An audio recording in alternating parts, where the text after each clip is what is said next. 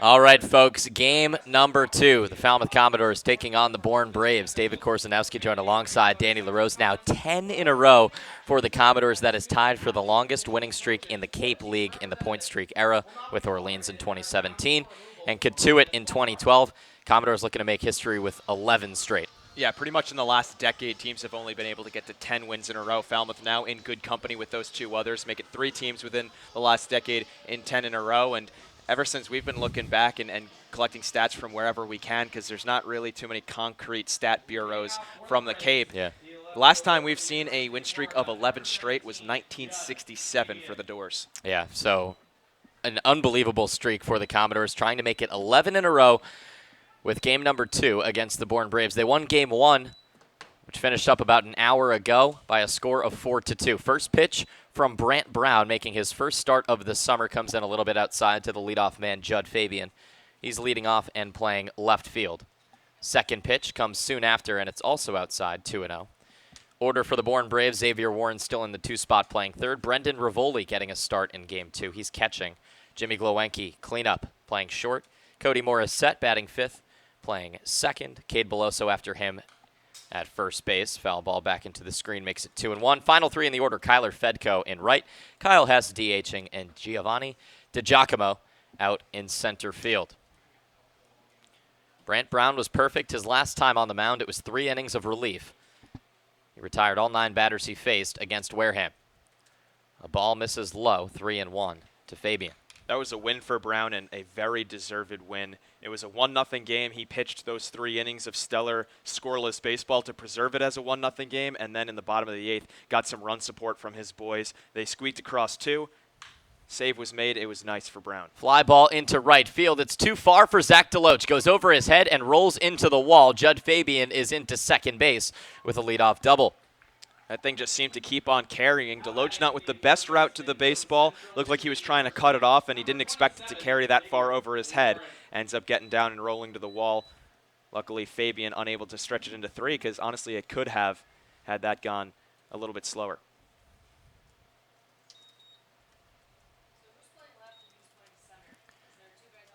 Fabian leads off with a double. He's playing left field tonight. Xavier Warren, switch hitter, playing third base yet again.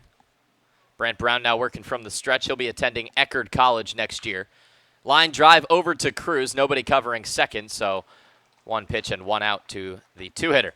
Couple of screamers off the bat, first from Fabian, now from Warren, but luckily for Brown and the Commodores, goes right at Trey Cruz at shortstop, and they can get an out that way and make sure that the runner has to stay put. Now Brendan Rivoli, catcher from the University of Virginia, batting 200 this summer, will step on with a runner in scoring position and 1 out. Brant Brown hasn't given up an earned run this summer in 4 innings of work, as a foul ball is loped into the trees on the left field side. No walks and 4 strikeouts for the tall righty. Spent his first 2 years at St. John's River State College, a native of Venice, Florida. He shakes off his catcher, Taylor Smith, whose parents are in town from the Lone Star State. The 0-1. Changeup, way in front of it, was Rivoli. It's 1-2. Commodores defense, some changes from game 1. Austin Langworthy, who got the save in the 7th inning. He's playing left field. Tim Tawa out in center after a couple solid games against Orleans. He'll be batting second for the Doors. Zach DeLoach in right, per usual.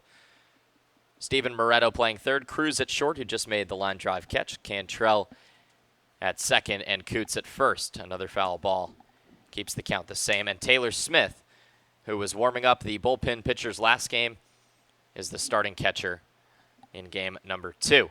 Local time 5:49. Game 1 started at 3 o'clock. Game 2 started just about 5 minutes ago.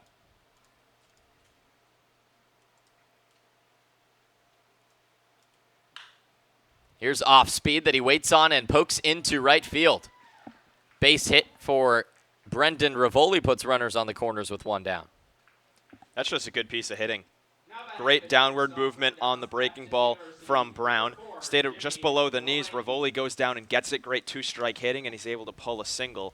Luckily for Falmouth, it was kind of up in the air for a little while, so Fabian couldn't get the best read off of it. Now you've got a double play possibility with runners on the corners.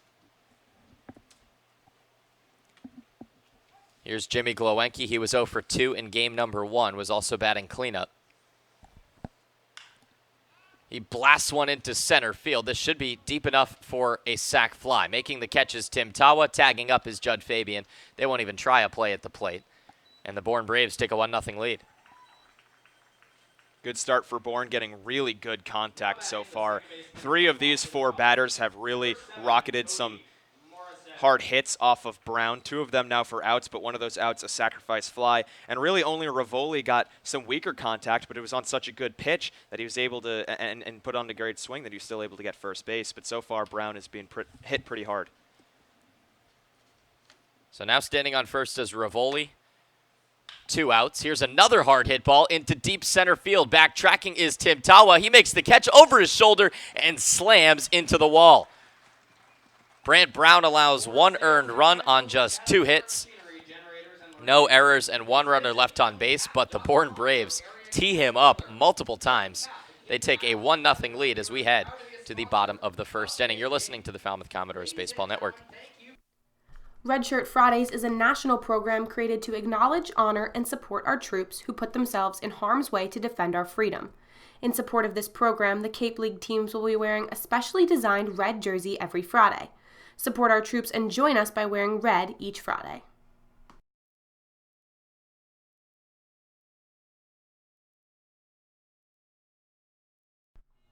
Earn a bachelor's or master's degree, complete a certificate, or take a single course through the Division of Continuing Education and Graduate Studies at Curry College.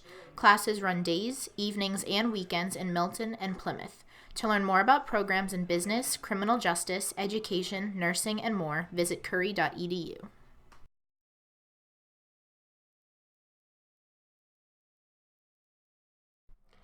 Baseball Factory, which has proudly supported the Cape League for 20-plus seasons, conducts baseball trainings, tournaments, and showcases at over 1,000 events nationwide, providing players with world-class instruction and help with college recruiting. The Baseball Factory program leads to future success both on and off the field for players in both middle school and high school. It's never too early to start. Learn more at baseballfactory.com. 1-0 the lead for the Bourne Braves. David Korzenowski joined alongside Danny LaRose, and the Braves threw out one of their mediocre starters in J.P. Woodward in Game 1, but they go to a much more solid arm in Game 2, and that is Nick Iverson. Yeah, it's a couple of guys starting each of these games who don't really have a lot of innings pitched in each individual outing. The furthest that Iverson has gone is 3 innings of work. That was back on July 3rd. This will be his 12th appearance and his first start of the entire summer, so it just goes to show that Bourne really trying to balance their bullpen arms, use them sparingly, not really waste any starters in these 7-inning games. So far on the summer, though, you're right. Iverson has been very effective. A 2.64 ERA in 17 innings of work, but his last time out was his toughest. In a loss to Yarmouth Dennis, he went an inning and a third, allowed 3 earned runs on 2 hits and 2 walks. Was not tabbed with the loss as the YD Red Sox were already on top in that game, 2-0, but took a close game that was just a 2-run lead for YD, and then the Braves were trailing 5-zip after he came out of that game. Ball 1 misses low to the switch-hitting Hayden Cantrell, who had a great Game 1. Takes ball 2 outside. He was 3 for his first 3 with a single, a double, and a single. Also stole a base, then grounded out in his last at-bat, so 3 for 4 at the office in Game 1. The 2-0 slapped down the first base line. Makes it 2-1. A lot of families in town. A lot of families and friends of Commodores players sneaking in some games before the season ends. Kevin Kendall's family, DeLoach's family, Dunn's dad's coming back to town. As Hayden Cantrell blasts one to deep right field with a read on it as Fedko up at the wall, and it's over his shoulder. Hayden Cantrell will trot into second base. He starts off the bottom of the first the way that Fabian started off the top half with a stand-up double. Cantrell has been incredible in these last 2 ball games. We saw him get multiple hits last night against Orleans, or 1 hit last night against Orleans. Responds in game number 1 of this ball game, of this day. 3 hits, has another. So that's 5 hits in only the last 2 days over 3 games. And how do you bounce back after your starter allows one run to start off the ball game? Well, you put yourself in scoring position for the middle of your lineup. Bunt from Tim Tawa. It's pulled a little bit too much towards the third base coach, Brett Becker. 0-1 the count.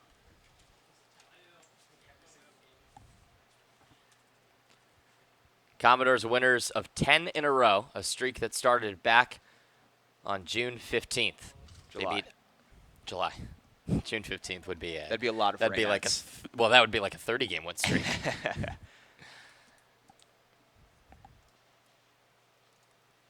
0-1 is through the left side past the outstretched glove of Xavier Warren. So Cantrell with a double, Tawa with a single, and two guys who were slumping maybe a week ago who are hitting the ball really well. Tawa entered last night 4 for his last 24. That was coming off of a game 2 nights ago where he went 2 for 4. Last night went 1 for 4 with a single. Now starts off this ball game with another hit. So like Cantrell over these last 3 games and 3 days, Tim Tawa now with 4 hits. Here's Zach DeLoach, who upped his average last night with a 3 for 4 day at the plate and was 2 for 3 in game number 1 of this doubleheader. His average is up to 355, and he's quickly approaching tops in the Cape League in batting average. Sure enough, he is. Here's a one-hopper over towards the shortstop. He tags the bag himself and throws on to first. Run will score. It's not a play you see too often. It's a grounding into a double play, RBI, to make the game 1-1. So at the very least, it ties the game, but you know that DeLoach is probably upset with that, and really for no fault of his own. He lasered that baseball right back through the box. It was just lucky enough for Bourne that their shortstop Glowenke was playing it perfectly. He was in double play depth, maybe even shaded further towards the bag than you would normally find a shortstop in double play depth. But hey, it works out. Trey Cruz goes golfing at the fastball, which was low and inside to the switch hitting batter from Rice University. He's got a 308 average of his own, 4 doubles, a triple, 2 home runs. Here's one to the right side, fielded on a forehand by Morissette, on to first. So the Bourne Braves escape with minimal damage after Cantrell and Tawa reach on base hits. The Falmouth Commodores tie it up. It's 1-1 as we head to the second. Baseball Factory, which has proudly supported the Cape League for 20-plus seasons, conducts baseball trainings, tournaments, and showcases at over 1,000 events nationwide, providing players with world-class instruction and help with college recruiting. The Baseball Factory program leads to future success both on and off the field for players in both middle school and high school. It's never too early to start. Learn more at baseballfactory.com.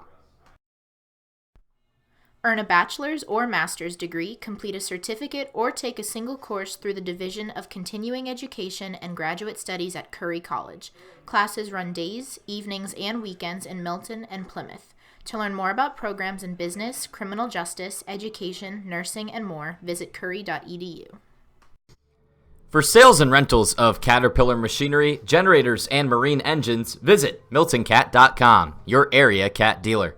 Milton Cat, the Cape and Islands Caterpillar dealer, is proud to be a sponsor of today's game.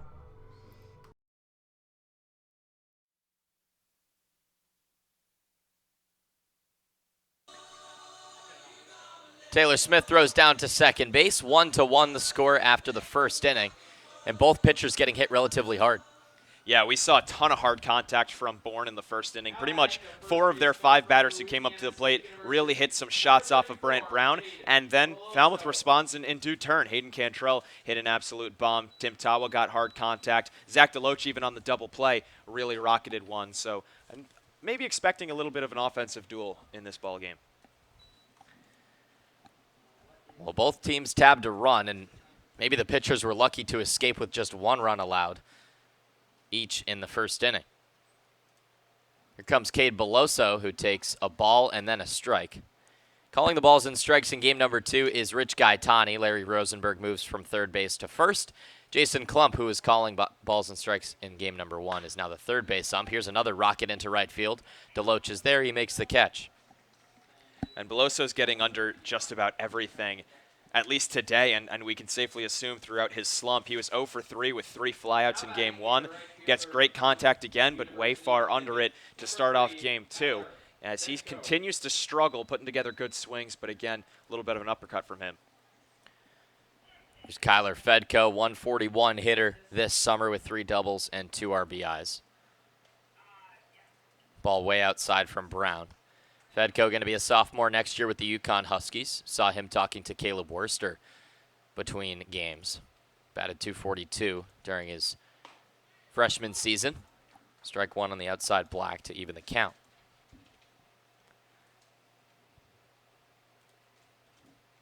Kyler Fedko's brother Christian is on the Harwich Mariners. As the 1-1 is slapped down the third base line, it's going to stay fair. Steven Moretto has plenty of time to throw. 2 down. I'm liking the response from Brant Brown in this inning. He's still staying in the strike zone. He's not shying away, even after getting hit pretty well in the first inning. And he's gotten 2 quick outs. This is the bottom of the order for Bourne. It is a struggling part of the order. Beloso really in a slump. Fedko with a sub-150 average. So this is a part of the order where you can maybe act a little bit more dangerously and you'll get more outs. Here comes Kyle Hess. Sophomore at Pitt, fans on the 78-mile-an-hour changeup. He was way in front of it. Designated hitting tonight at the 8th spot. He had a .254 average during his first year with the Pittsburgh Panthers. Ball high evens the count. He's hitless in his last 11 ABs. The last time he got a hit was July 17th against YD 10 days ago. Beautiful off-speed, drops in for a strike. Nice little side-to-side action from Brant Brown. Here's the 1-2. High chopper in for Cantrell. This might be a tough play. Has to quickly relay it over to first, and he gets it in time. After some hard contact in the top of the first, Brant Brown comes out, doesn't flinch, pounds the strike zone, and gets 3 outs in a row. Bottom of the second coming up, 1-1 between the Braves and the Commodores. Cape Cod Coca-Cola thanks you for supporting the Cape Cod Baseball League. Cape Cod Coca-Cola has been proudly refreshing the community for 30-plus years, and we're honored to support the CCBL and many other wonderful organizations on the Cape. Cape Cod Coca-Cola thanks you for supporting the Cape Cod Baseball League. Cape Cod Coca-Cola has been proudly refreshing the community for 30-plus years, and we're honored to support the CCBL and many other wonderful organizations on the Cape. Cape Cod Coca-Cola thanks you. Red Shirt Fridays is a national program created to acknowledge, honor, and support our troops who put themselves in harm's way to defend our freedom. In support of this program, the Cape League teams will be wearing a specially designed red jersey every Friday. Support our troops and join us by wearing red each Friday. Urgent care is now available at 4 Cape Cod Healthcare locations: Hyannis, Falmouth, Sandwich, and Harwich. Open after hours and weekends. Staffed by ER physicians. Expert care when you need it. Learn more at capecodhealth.org/urgentcare.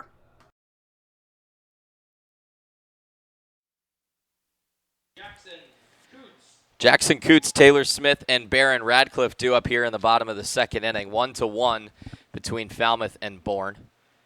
They're now tied on the season series, 2-2 against each other.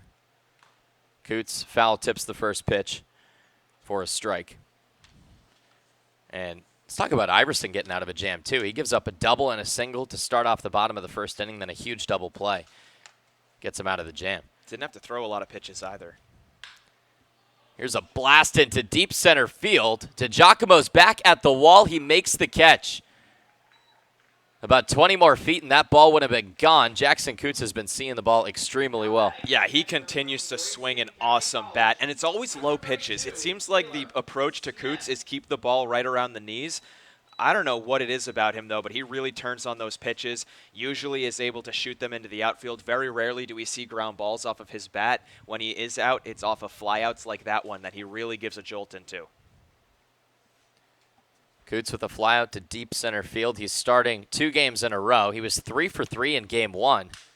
Here's a broken bat, flare shot into center. DiGiacomo ranging. He makes the catch at his hip. And the head of that bat landed at about third base. Giovanni DiGiacomo has a lot of speed, Yeah. so That's something we knew from the get-go. We saw him in his first game with Bourne. It was in the shutout that Falmouth won over the Braves the second time these two teams faced each other. And DiGiacomo was a recent addition from LSU, and he is just so quick out there that he's going to cover a lot of ground. So now Baron Radcliffe, who had a very tough day at the plate last night. Fans at the 88-mile-an-hour fastball on the inside part of the plate.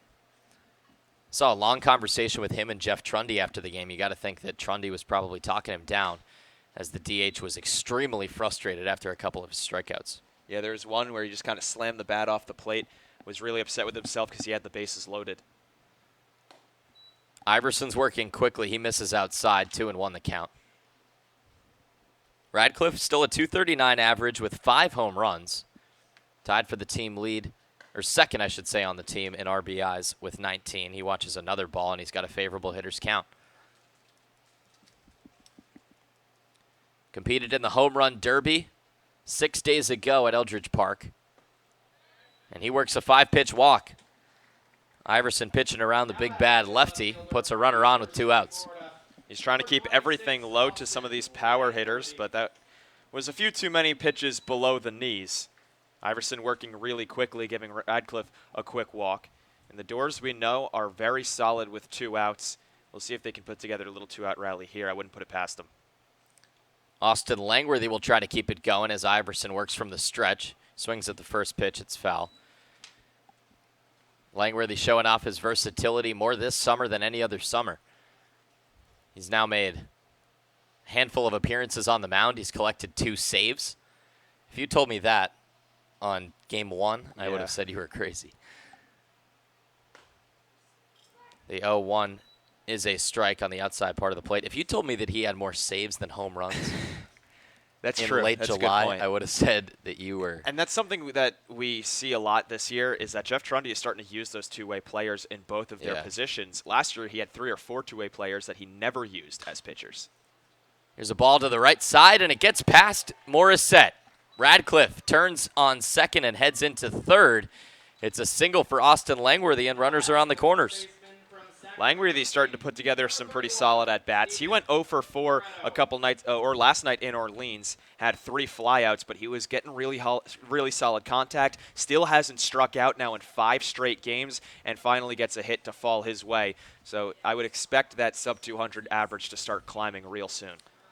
Here's a man whose average climbed last night, Steven Moretto. He had a double and a solo home run. He was the difference in the game. Had a towering solo shot that he said off the bat he knew it was gone. He's got a runner in scoring position in Baron Radcliffe and Austin Langworthy on first. Ball inside, 1-0. Moretto's average back above 200. He's playing third base tonight. One of the most enthusiastic and positive people on the team, always with a smile on his face.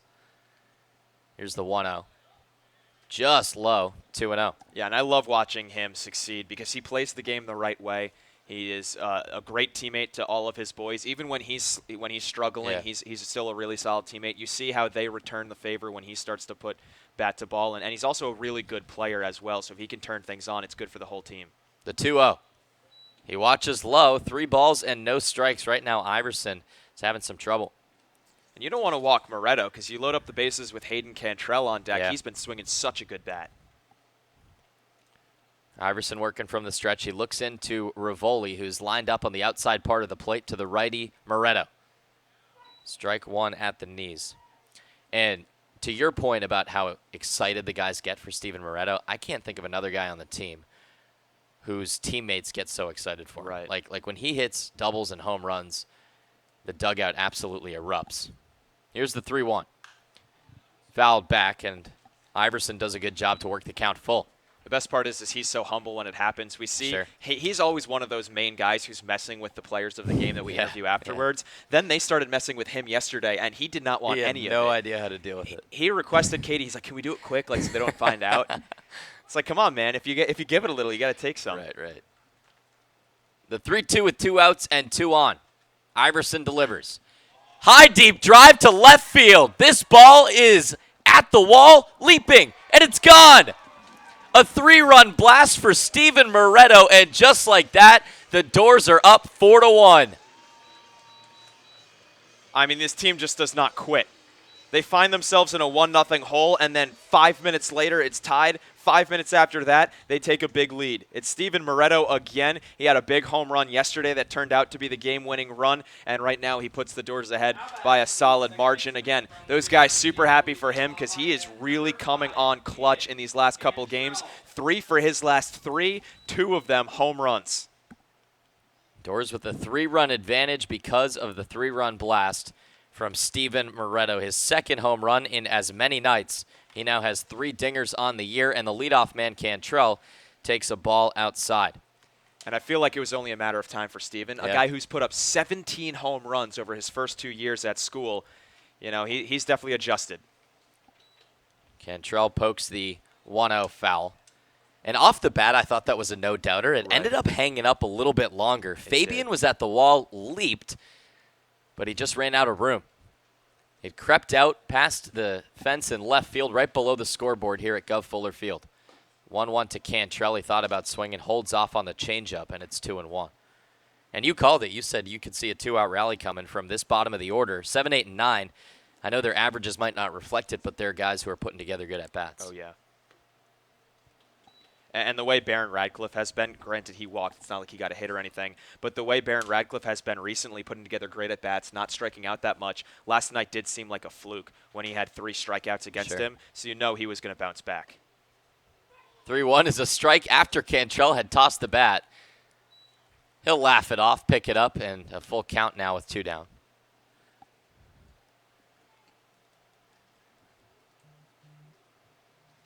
Cantrell will take his time stepping back in. It's his second AB in as many innings. Started the game off with a double, came around to score the first run. Here's a shot into center field to Giacomo with plenty of range. Doesn't have to run too far to make that catch. So 3 flyouts to center field, but in between them, a walk, a single, and a home run. The Doors are up 4-1. We'll be back for the 3rd inning. Brant Brown back on the mound, this time with a lead. The 99 Restaurant is a proud sponsor of the Cape Cod Baseball League. Visit them in Centerville, Falmouth, Mashpee, Wareham, or Yarmouth this summer and try some local flavor from the winner of the Cape Times' Best Restaurant for Takeout. The 99, always the real deal. The Falmouth Commodores would like to thank Franklin Sports for their sponsorship of the Cape Cod Baseball League. Franklin is yet again proud to be the official batting glove of the Cape Cod Baseball League. Throughout the summer, all 10 Cape League teams are wearing their own custom team batting gloves, courtesy of Franklin Sports. To order your favorite team's design or to create your own, visit franklinsports.com/custom. Enter code CCBL20 for 20% off your purchase. From Cape Cod to the major leagues, only the best hitters in baseball wear Franklin gloves. For sales and rentals of Caterpillar machinery, generators, and marine engines, visit MiltonCat.com, your area cat dealer. Milton Cat, the Cape and Islands Caterpillar dealer, is proud to be a sponsor of today's game.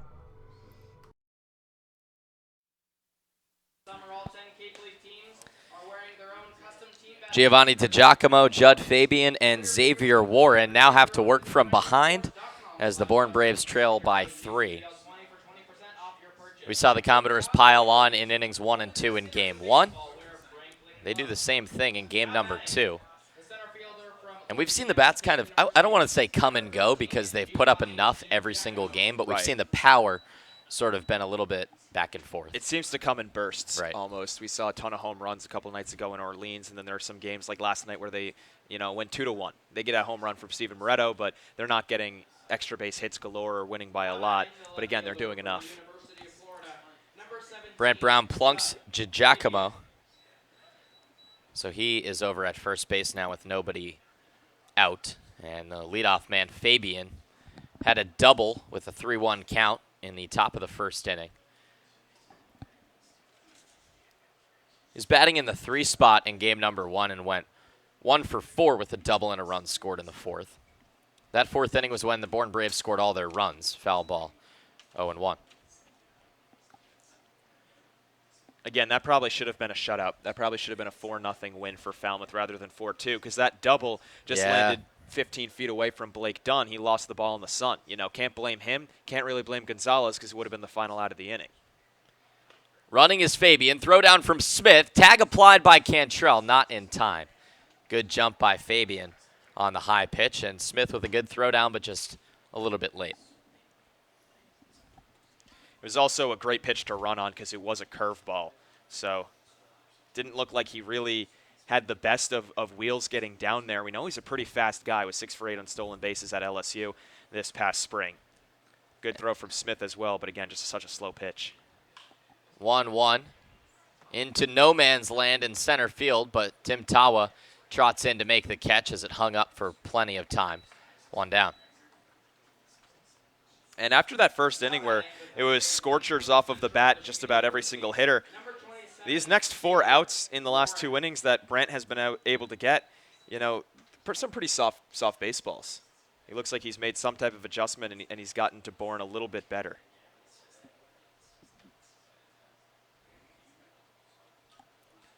Here's Xavier Warren. Ball high.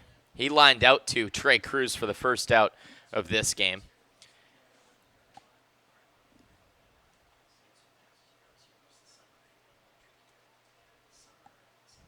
Warren, a switch hitter from Central Michigan. He had an absolutely outstanding season with the Chippewas as a strike tags the outside black.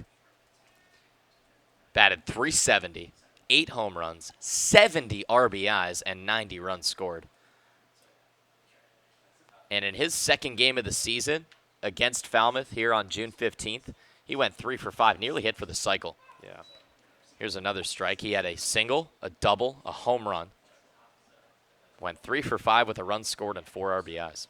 He is a force. He's a really good player. Part of a Central team that won 46 games, which is unheard of for them. Not really a school known for its baseball, but they really put together a great season, and he was a main cog in that machine. He's got 4 3-hit games on the summer, 2 of them against the Commodores. One of them was just about 2 hours ago. He went 3 for 4 with a run in game number 1 of this doubleheader.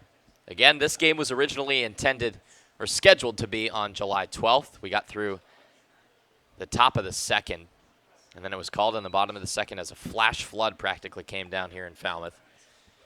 We had Tyler Brocious, one of the relievers for Bourne, here in the press box. Don't tell us, Coach. Teammate of Jackson Coots. We had the umpires in the press box, too. We were housing, the commissioner of the Cape. And they were convinced that we were going to play. We did not play. 2-2 is a beautiful changeup, 73 miles an hour, just a hair outside. I always love that we look out towards the field and there's the coaches and some players and then like the league officials just standing on the field, getting pelted by rain, staring at the dirt as if that's going to, dry it up. Curveball over towards Cruz again, and another line out to the same spot. 2 down. That one was a little bit softer because it was a breaking ball, so not as much speed on the pitch. Hit off the end of the bat of Warren. He did a good job pushing it the other way. You don't want to pull that thing. You're probably going to swing out of your shoes or bounce it towards the second baseman. So stays right on it, but again, can't get enough on it because it's off the end of the bat, and Cruz is there in a heartbeat. Rivoli singled in the first. That was right before the sac fly from Jimmy Gluenke, which scored the 1 run for Bourne. And one thing we might have glossed over, stolen base for DiGiacomo. Just the 15th stolen base of the summer for the Bourne Braves. They hate stealing for some reason. They steal about 1 base for every 2 games played. 71 mile an hour off speed comes across the middle for a strike. And they've got some quick guys. I mean, no Blake Dunn or Cantrell speed, I don't think, but Warren is a very fast guy. DiGiacomo is pretty speedy. We saw that in center field last half inning. Cody Morissette as well. Fastball high and in. Makes it 2-1. Just for perspective, Falmouth has 68 stolen bases on the summer.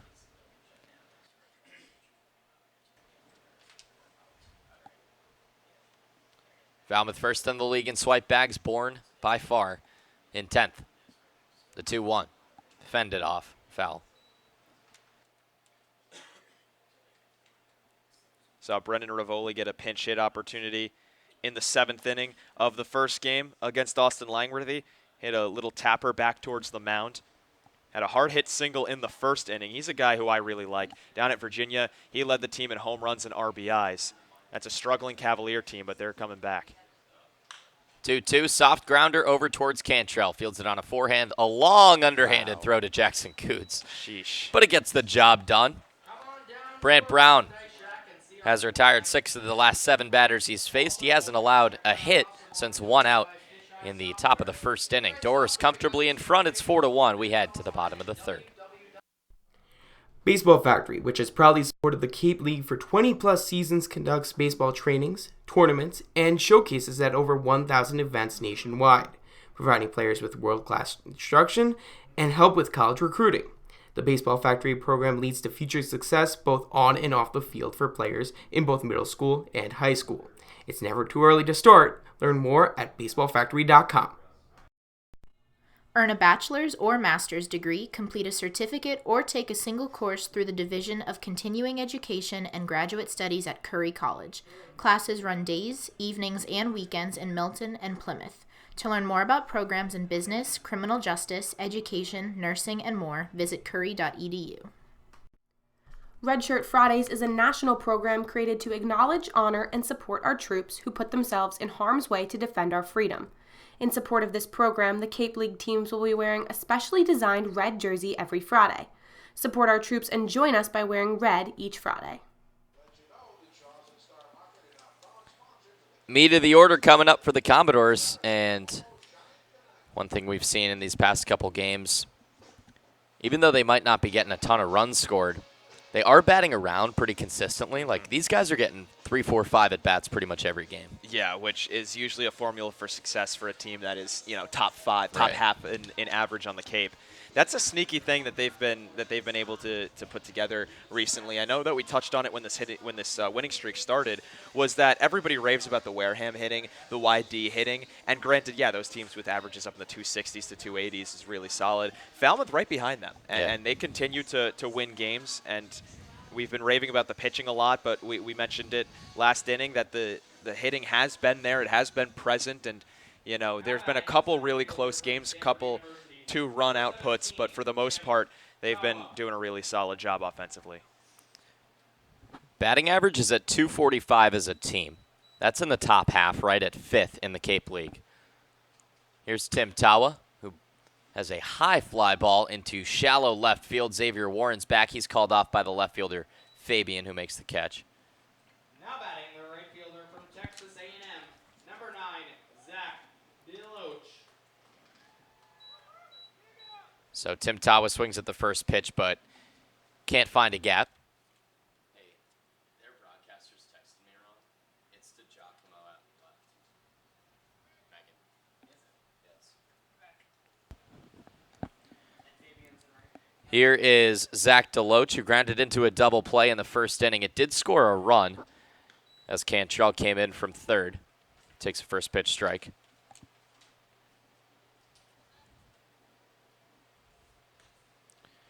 Iverson still working quickly. Here is another high fly ball into center field. Bodies converge. The shortstop makes the catch. That's Jimmy Glowenke, 2 down. There are 6 Braves who are within 20 feet of that baseball. That is so true.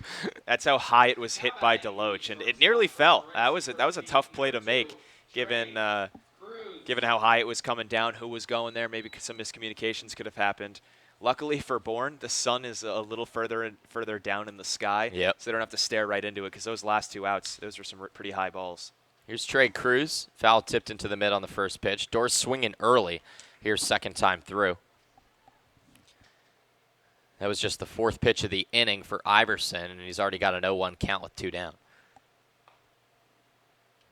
Changeup dies right before the plate, 1-1. Fired 37 pitches now, 24 strikes, 13 balls. Well, we've been seeing that from Falmouth a lot this game, is that in the first inning, he only threw about 9 or 10 pitches and allowed 2 hits. Right. Got out of the inning, though, because everybody was swinging at just about the, first couple pitches they saw. He also got a double play from Zach DeLoach, so that helps out. So still not too many, only 38 pitches over 2 2/3. Cruz lays off the outside off speed. Gonzalez keeps getting better and better as he started in game 1 for the Commodores, went 5 innings, 2 earned runs, 5 hits. Here is one slapped into the outfield yet again. DeGiacomo's there. He makes the catch. 3 flyouts for the Doors, 1 to left, 1 to short, and 1 to left. 1-2-3 inning worked by Iverson. He needed that for his pitch count and for the Braves. It's 4-1 as we head to the 4th inning on the Falmouth Commodores Baseball Network. Urgent care is now available at 4 Cape Cod healthcare locations: Hyannis, Falmouth, Sandwich, and Harwich. Open after hours and weekends. Staffed by ER physicians. Expert care when you need it. Learn more at capecodhealth.org/urgentcare.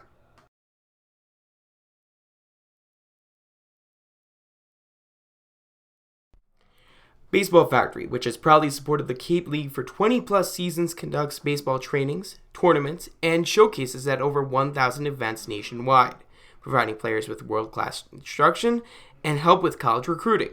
The Baseball Factory program leads to future success both on and off the field for players in both middle school and high school. It's never too early to start. Learn more at baseballfactory.com.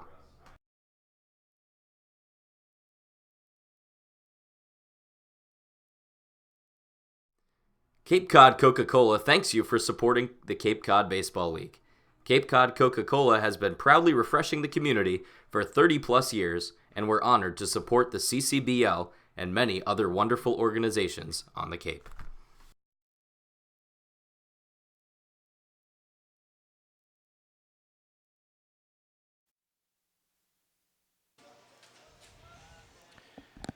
Now batting the shortstop from 3-run lead for the Commodores.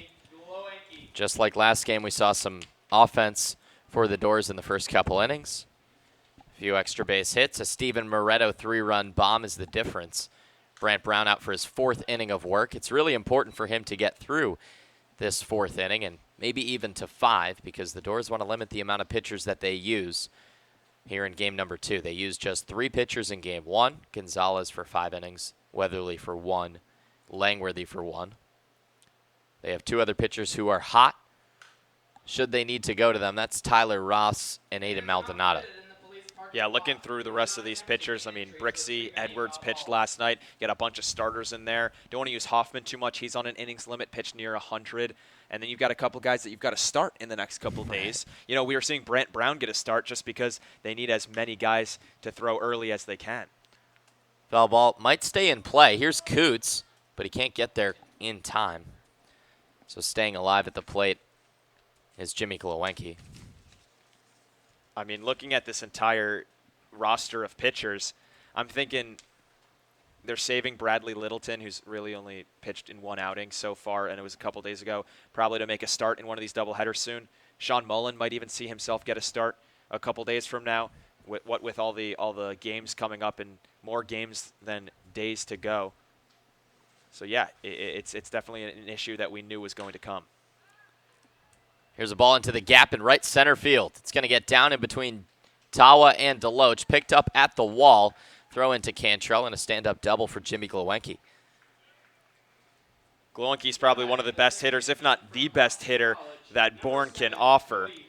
Had a sacrifice fly back in the 1st inning. Now leads off the 4th with a double, and he's getting really good contact. Lost his 7-game hitting streak last night, then went hitless in game 1, but so far in game 2, looking as sharp as ever. Yeah, he has the RBI for the Bourne Braves with a sac fly in the 1st, and then a hard hit double in between right and center field. Brown now working from the stretch. Misses outside to Morissette. Cody Morissette, a Boston College Eagle. Going to be a sophomore next year. Batted .320 out in Chestnut Hill last season. Strike on the outside, Black. And you've been impressed with Brown, especially after his relief appearance against Wareham. What are you seeing today? I think he's just leaving a few too many pitches up in the zone. Those have been the hits, and then a pitch like that. Beautiful breaking ball back door, but it's a hanger. Right. And if you leave that middle in to a guy like Morissette, he's really going to drive it. That one a lot tougher to hit because he hit his spot, but you're even an inch or a half an inch too far inside. He can really drive it. 1-2 is a check swing on a curveball. Moretto moving into foul territory. Did he underhand it? Did he hang on to the ball? Yes, he did. Wow. Twisting and turning was the third baseman, Steven Moretto. His back shielded the play from us, but he makes a basket catch for out number 1. We saw Austin Maisel along the same foul line in game 1. Full extension dive in foul territory to make the catch. I think this one from Moretto is better. It was a more softly hit baseball. It was in foul ground, so the one that Maisel caught would have landed in fair territory, could have been a double if not a triple. But this, a basket catch, he full extended and slid on his stomach in order to reel it in. That's really, really awesome from Steven. Here's Cade Beloso. Takes a changeup. Brant Brown has looked really solid ever since that first inning. Pitched just 9 innings last year at St. John's River State with an even 3 ERA. 13 strikeouts. Line drive, 1 hopper onto Cantrell. He spins and throws on to first. 2 down, and Glowenke moves over to third. Again, great contact by Beloso. Still goes down, so his struggles continue. At least he advances Glowenke onto third base. But for Bourne, we're starting to approach the middle of the ball game, with a 7-inning game. So if Brown can get through this final out, he'd be keeping Bourne to really 1 run, not giving them too many opportunities later on in the game. Kyler Fedko watches a ball outside, 86 miles an hour on the radar gun. He grounded out to Steven Moretto to get the second out of the second inning. There's that beautiful off speed, but it just misses low. 2 balls and no strikes.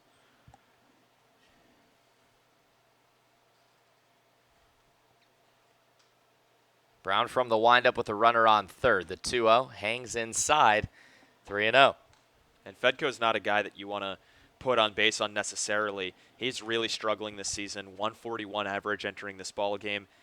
2 walks to 20 strikeouts, so he really has a tough time putting bat to ball. There's a strike, 3-1. Brown adjusting his sleeves, blowing into his throwing hand, settles with his glove in front of his face and quickly in his windup. Slider misses way outside, and it's a 5-pitch walk, the first of his summer.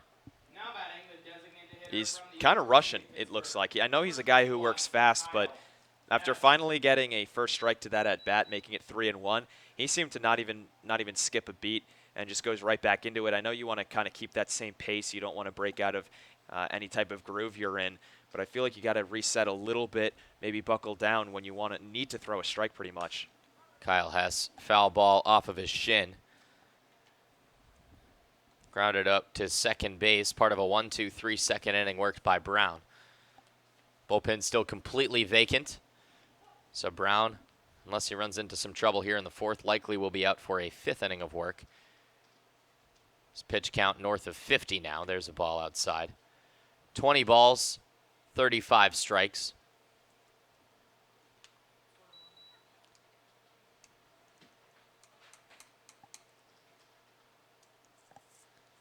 Back in the stretch, and he's missing the strike zone right now. It's 2-1.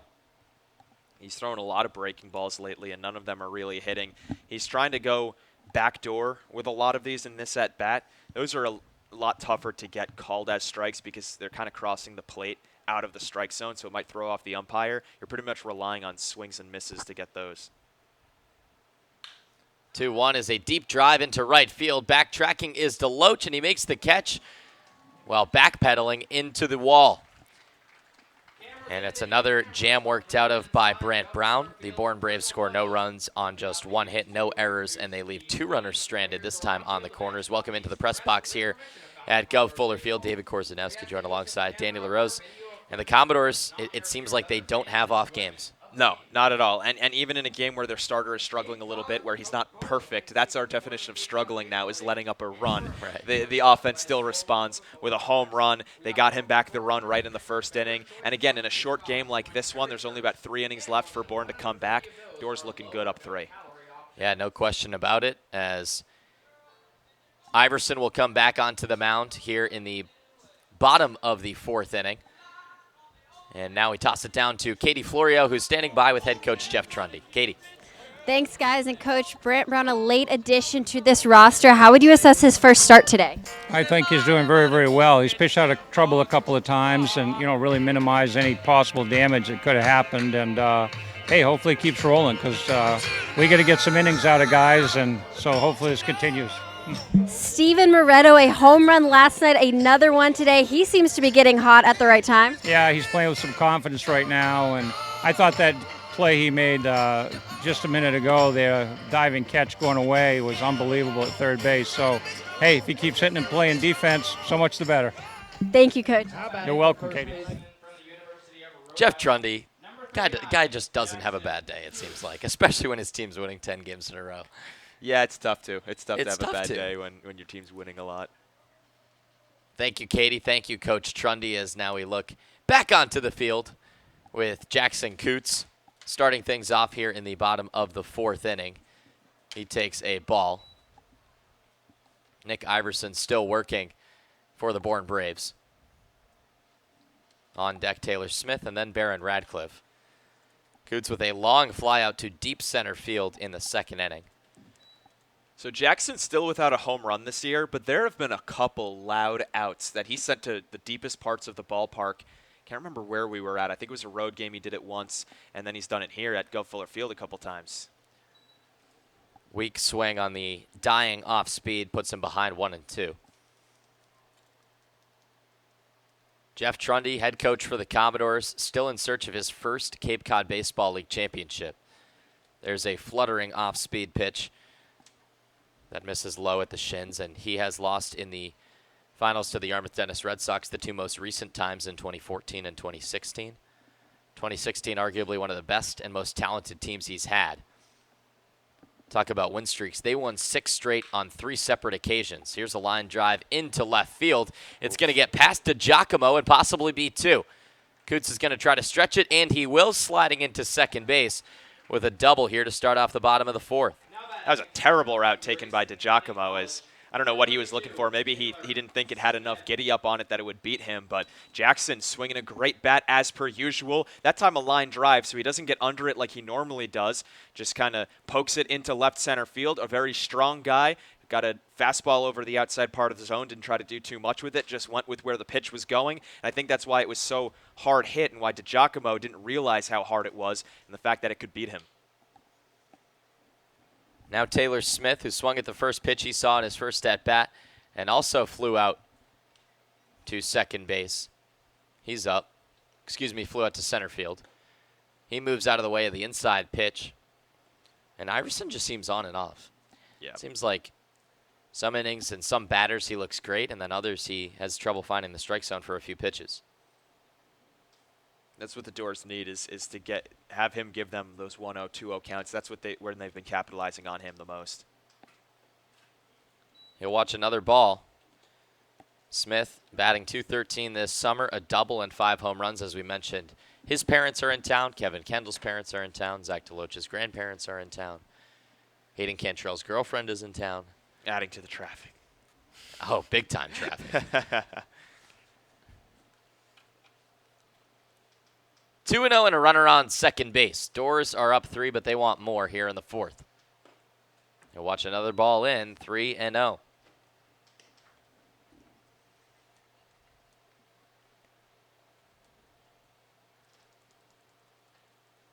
Falmouth Commodores trying to make it an even 2 weeks since they've lost a game. Last time they fell was on July 14th to Yarmouth Dennis. The 3-0 to Smith. Late strike call from Rich Gaetani to make it 3-1. And that last loss, it's only 2 weeks ago, which in the Cape scheme of things is a long time, but really it is not. But it does feel like it's so long ago because that team losing 7-0, getting 2 hit is so different than this team we're seeing on the field in these past 10 or 11 days where they're hitting when they need to, they're not leaving many runners on base, and their pitching has been phenomenal through and through. Big cut from Smith on the 3-1. Makes the count full. Iverson, pitcher from Gonzaga. Settles in the stretch, looks back to Coots and delivers. Strike 3, got him looking. started the count with 3 straight balls, responds with 3 straight strikes. 1 down here in the bottom of the 4th. And those were some narrow calls, a couple that were really in on the hips to Smith. Not quite sure on some of those, but again, with 2 strikes, you got to be protecting the plate. Here's Baron Radcliffe, who worked a huge walk to keep the 2nd inning going. Made it over to third base on the Langworthy single, and then Steven Moretto, who's due up in a couple batters, went yard over the fence in left field. I'm looking for Barron to go yard at Gov Fuller Field. Hasn't happened yet. Happens maybe like 15 times during batting practice, but hasn't happened in game yet. All of his home runs, all 5 of them on the summer, have come on the road. This might do it for Iverson, though, as he seems to think his day is over. The infield moseys in, and Harvey Shapiro, with his slow walkout, hands the ball off to the skipper in his 17th summer. We will head to a quick break as the Bourne Braves go to their first reliever here in game number 2. Still 4-1 Doors on the Falmouth Commodores Baseball Network. Cape Cod Coca-Cola thanks you for supporting the Cape Cod Baseball League. Cape Cod Coca-Cola has been proudly refreshing the community for 30-plus years, and we're honored to support the CCBL and many other wonderful organizations on the Cape. The Falmouth Commodores would like to thank Franklin Sports for their sponsorship of the Cape Cod Baseball League. Franklin is yet again proud to be the official batting glove of the Cape Cod Baseball League. Throughout the summer, all 10 Cape League teams are wearing their own custom team batting gloves, courtesy of Franklin Sports. To order your favorite team's design or to create your own, visit franklinsports.com/custom. Enter code CCBL20 for 20% off your purchase. From Cape Cod to the major leagues, only the best hitters in baseball wear Franklin gloves. Baseball Factory, which has proudly supported the Cape League for 20-plus seasons, conducts baseball trainings, tournaments, and showcases at over 1,000 events nationwide, providing players with world-class instruction and help with college recruiting. The Baseball Factory program leads to future success both on and off the field for players in both middle school and high school. It's never too early to start. Learn more at baseballfactory.com. Urgent care is now available at 4 Cape Cod healthcare locations: Hyannis, Falmouth, Sandwich, and Harwich. Open after hours and weekends. Staffed by ER physicians. Expert care when you need it. Learn more at capecodhealth.org/urgentcare. Earn a bachelor's or master's degree, complete a certificate, or take a single course through the Division of Continuing Education and Graduate Studies at Curry College. Classes run days, evenings, and weekends in Milton and Plymouth. To learn more about programs in business, criminal justice, education, nursing, and more, visit curry.edu. For sales and rentals of Caterpillar machinery, generators, and marine engines, visit MiltonCat.com, your area cat dealer. Milton Cat, the Cape and Islands Caterpillar dealer, is proud to be a sponsor of today's game. Sean Harney out of UMass Amherst, a local kid from Natick, Massachusetts, comes in for his 9th appearance of the summer and 3rd against Falmouth. Yeah, he's got a 1-1 record, a 5.87 ERA, and one of those appearances against Falmouth did him in. He got a loss in that time on June 29th when the Doors won 3-0 out at Bourne. 3 innings of work for him. He allowed 3 runs, one of them earned on 3 hits and 1 walk. His first time on the mound all summer was against these Commodores. He got the win. 3 innings pitched, 1 hit, 3 Ks. We'll see what Harney we get this time around. As his last 3 outings, all for less than an inning, so I wonder if this will just be to get these final 2 outs of the 4th.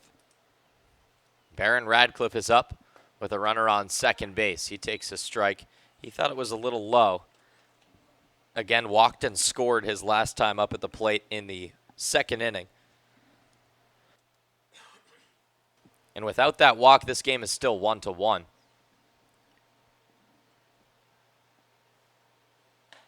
Second pitch he thought about, but it tailed away to even the count. Harney has been magnificent in his last 3 2/3 innings. Those coming across 4 appearances, he's only given up 1 earned run. Last outing in which he gave up more than 1 run was back on July 6th. He's really settled in the bullpen role. Hard hit ball out into right field. It'll skip right in front of Kyler Fedko, moving over to third base as Coots. And Radcliffe into second, skipping ball gets past Rivoli, and Coots will come across to score. Radcliffe takes second base, and a unconventional fifth run scored. Doors now up by 4. Who was throwing that in? I didn't even see. Is that Fedko who threw it away? Fedko threw into Morissette, and Morissette threw in to Rivoli. And the ball skipped away, allowed Coots to score. I was just about to say that Baron Radcliffe getting the benefit on that hit. That was a pretty deep drive. Probably shouldn't have been a single against anybody else, but he's got so much power that Fedko in right field was playing way, way back towards the fence, towards the warning track. Instead, it falls down in front of him because even though Radcliffe drove it a ways, he had to come in a long, long time.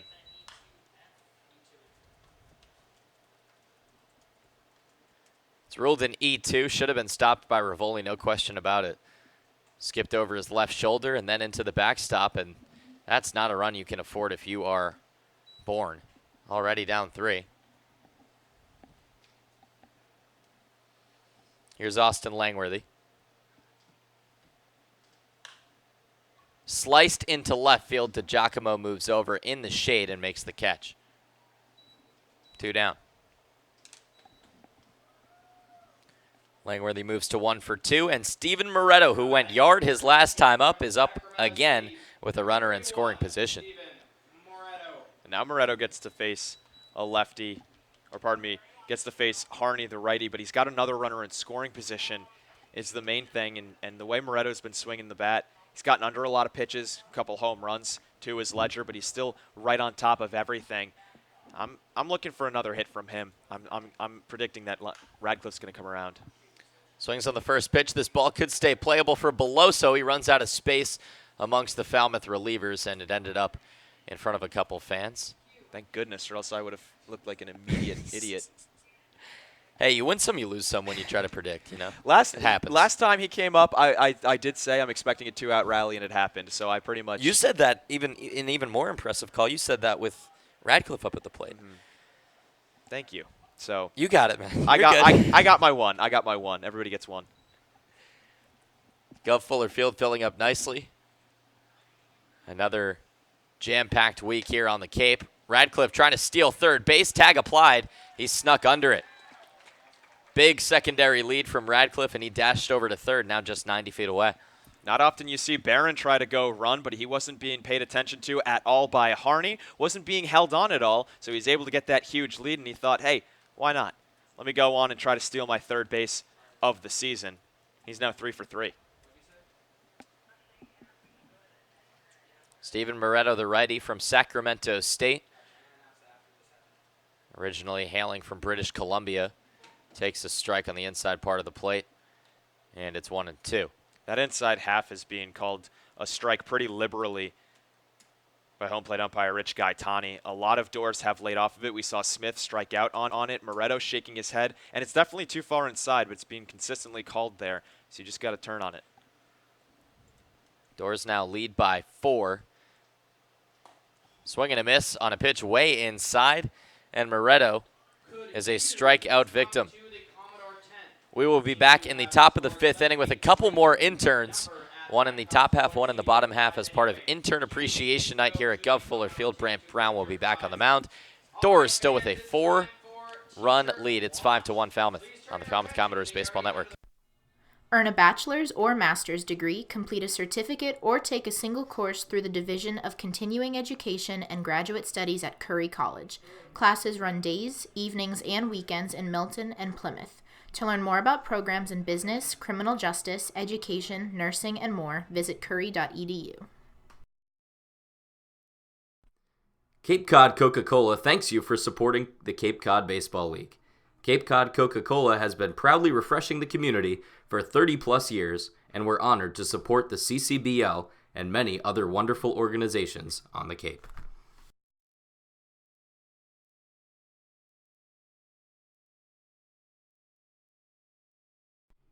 Urgent care is now available at 4 Cape Cod Healthcare locations: Hyannis, Falmouth, Sandwich, and Harwich. Open after hours and weekends. Staffed by ER physicians. Expert care when you need it. Learn more at capecodhealth.org/urgentcare.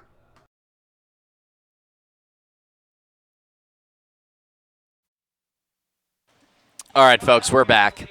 David Korzanowski, Danny LaRose. What are you laughing at? All right, folks, we're back. We had Emily Zaytunchin, game day operations intern, top of the fifth last game. Megan Murphy, photographer, up for the bottom of the fifth. Now, game number 2, Becca LaJoy, general manager intern. Is that your official title? That is my official title. Up for the top of the fifth here in game number 2. Welcome to the broadcast booth. Thanks for having me, guys. So first, before we talk about your job and your bio and all that, can you walk us through what happened in game 1 where you had to be the Cape League scorer for like 2 innings? Yeah, so our official scorer got stuck in a little Cape traffic. And by a little, we mean a lot. Yeah, Cape traffic is the worst. The worst. But yeah, so we were without a scorer. I usually score all the away games just for my own, work. I do the stat sheets, and it just kind of helps me keep track of stuff. So I just figured I'd offer to do it, and yeah, you guys needed somebody. So. Got the job done. Yeah. As DiGiacomo starts off with a foul ball down the first base line. Can you talk to us a little bit more about where you're from, where you go to school, and your job here? Yeah, so I'm from Taunton, Massachusetts, which is like about an hour away from here. And I go to Wheaton College in Norton, Massachusetts, which is like right by Gillette Stadium, all that. So that's pretty cool. I'm on the softball team at Wheaton. The team's awesome. Love the coach. It's a great program to be a part of. And I'm majoring in economics, double minoring in business management and Latin. So. Latin? Yeah, Latin. I studied Latin a little bit in high school. Yeah. What made you do that in college? Well, I took Latin all throughout high school. I was just kind of super interested in, the language and all it had to offer. So I figured, well, we were required to take a language at the school anyway, and it was only like a few more classes to finish the minor. So I was like, why not? There we go. Are you looking to be a general manager in like the major leagues or something? I am. Yeah, I would. Economics is a good one to have. Yeah. I mean, Billy Bean majored in economics. He's like my idol. So. How many times have you seen Moneyball? Idol. So.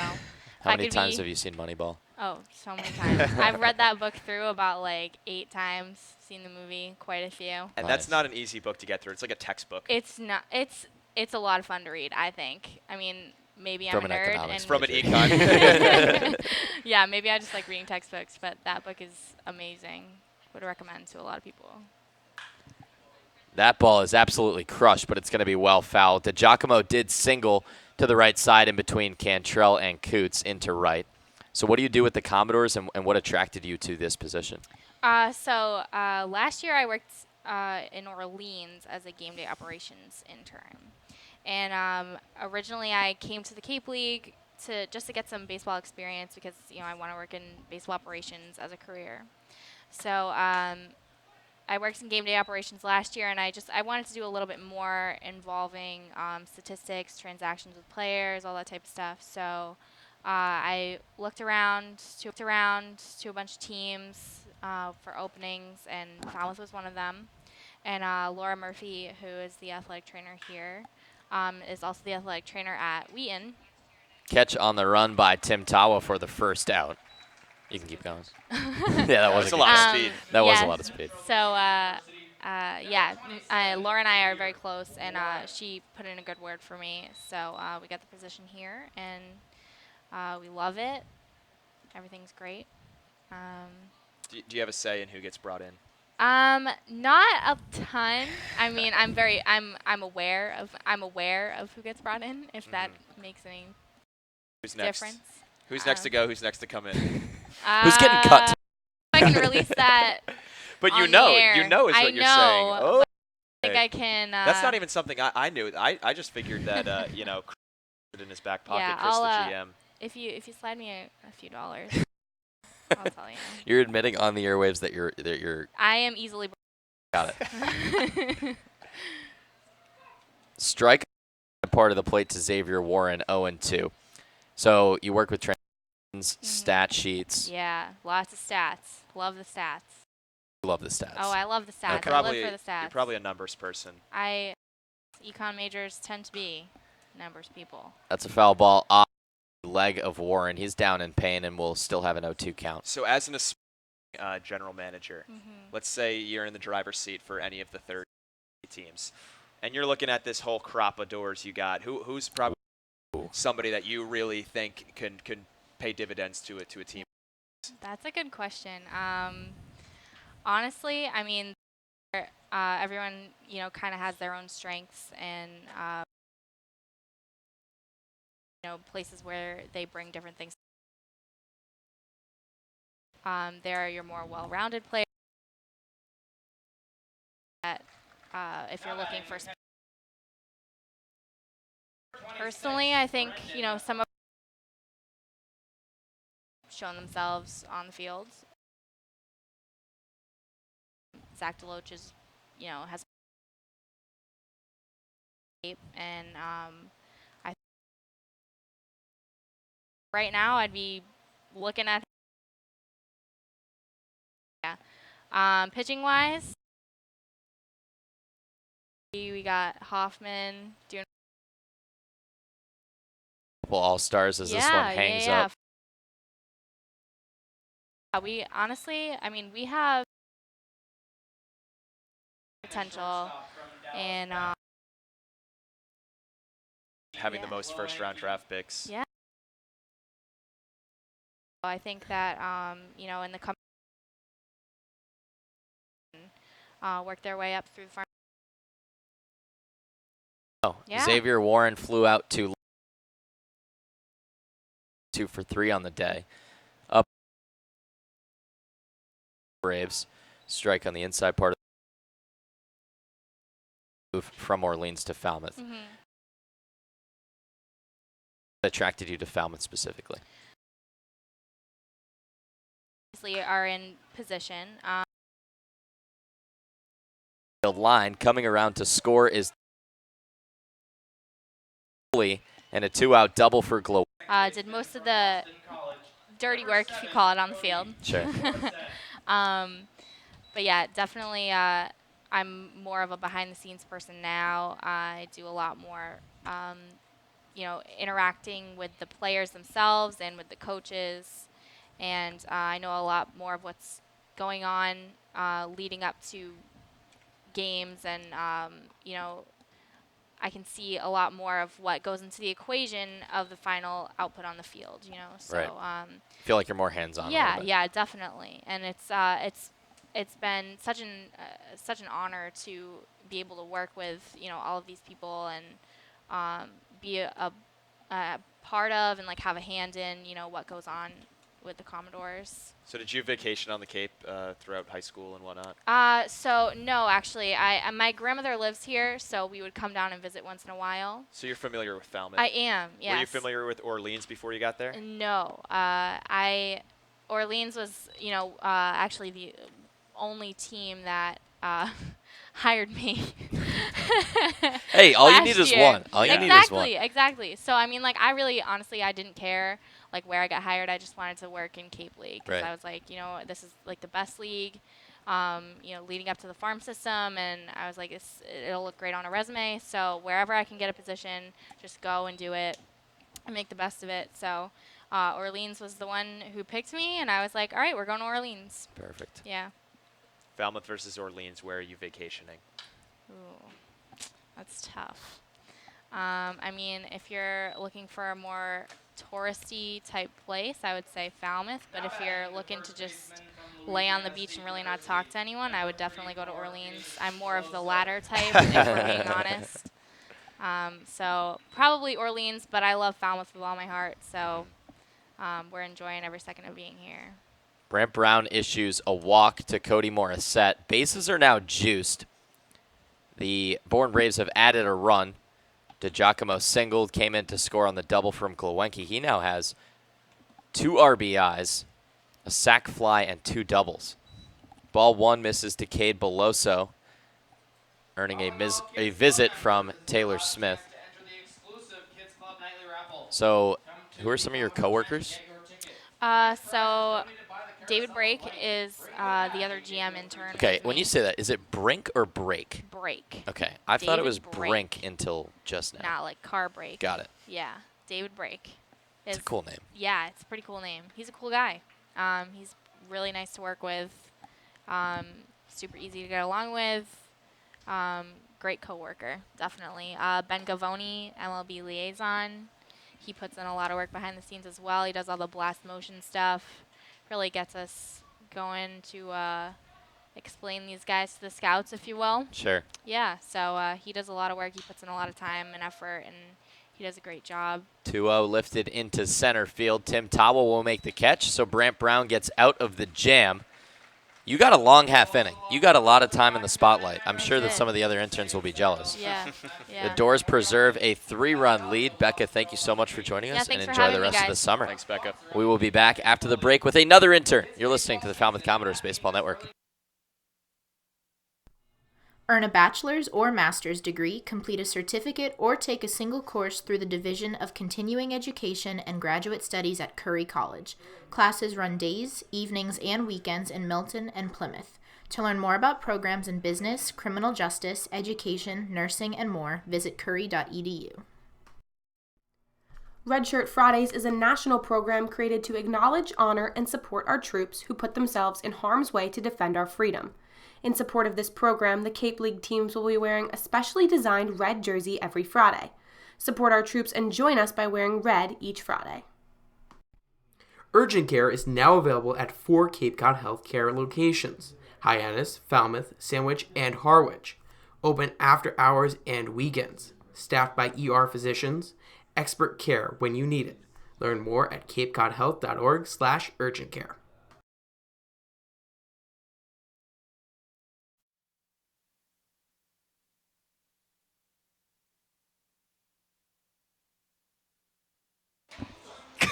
You just saw that, folks. We had to make sure this guy's headset got on. We had to make sure the mic was in front of his mouth. David Korzanowski, Danny LaRose, our last intern of the day that will be featured. And we saved the best for last, Zach Crow. Welcome. Zach's another field intern like Emily was. Game day operations. Game day operations, sure, whatever you want to call it. All the exciting stuff. Yeah, game day operations like Emily, if you were watching in game one, is. And Zach, you do a lot of 50-50 raffle like Emily Love does. the 50-50 sales. Always see you and Emily marching around here, passing around the hat, selling the tickets. Now, this is something we ask the pitchers when they come up. Yep. We always say, hey, who sold more, you or if it's Carmen, we're like, Carmen, did you sell more or did Aiden sell more? Who sells more between you and Emily? It's always me. Yeah. The answer is always me. That's what I thought he was going to say. That's what I came into the season, and they said Emily's the one to look up to when it comes to 50-50 sales. So she set the bar high, but the competition's not quite there yet. Sean Harney will start off the inning with a strike right down the middle, and Hayden Cantrell is all over it. He's going to go into first. It's misplayed by Fedko, and Hayden Cantrell is now 2 for 3 with 2 doubles. How about that? You're writing that down, too, on your scorecard? Got it. You're a big baseball fan, though, so you're a game day operations, but I live with Zach, and so that's why I'm very excited for him to be in the booth.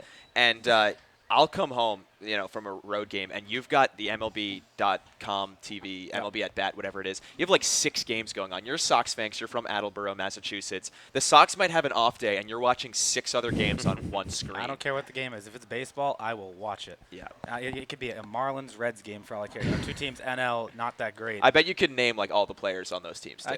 I pride myself. I could name at least 10 players in any given baseball team. Wow. That is a lot harder than it sounds, No, folks. I can't do that. As bunt was shown by Tim Tawa, late appeal down to the first base ump. He did pull back in time, so it's a 1-0 count. Can you talk to us about your process coming to Falmouth? How did you end up here? Yeah, so my school, Syracuse, they hooked me up with this internship.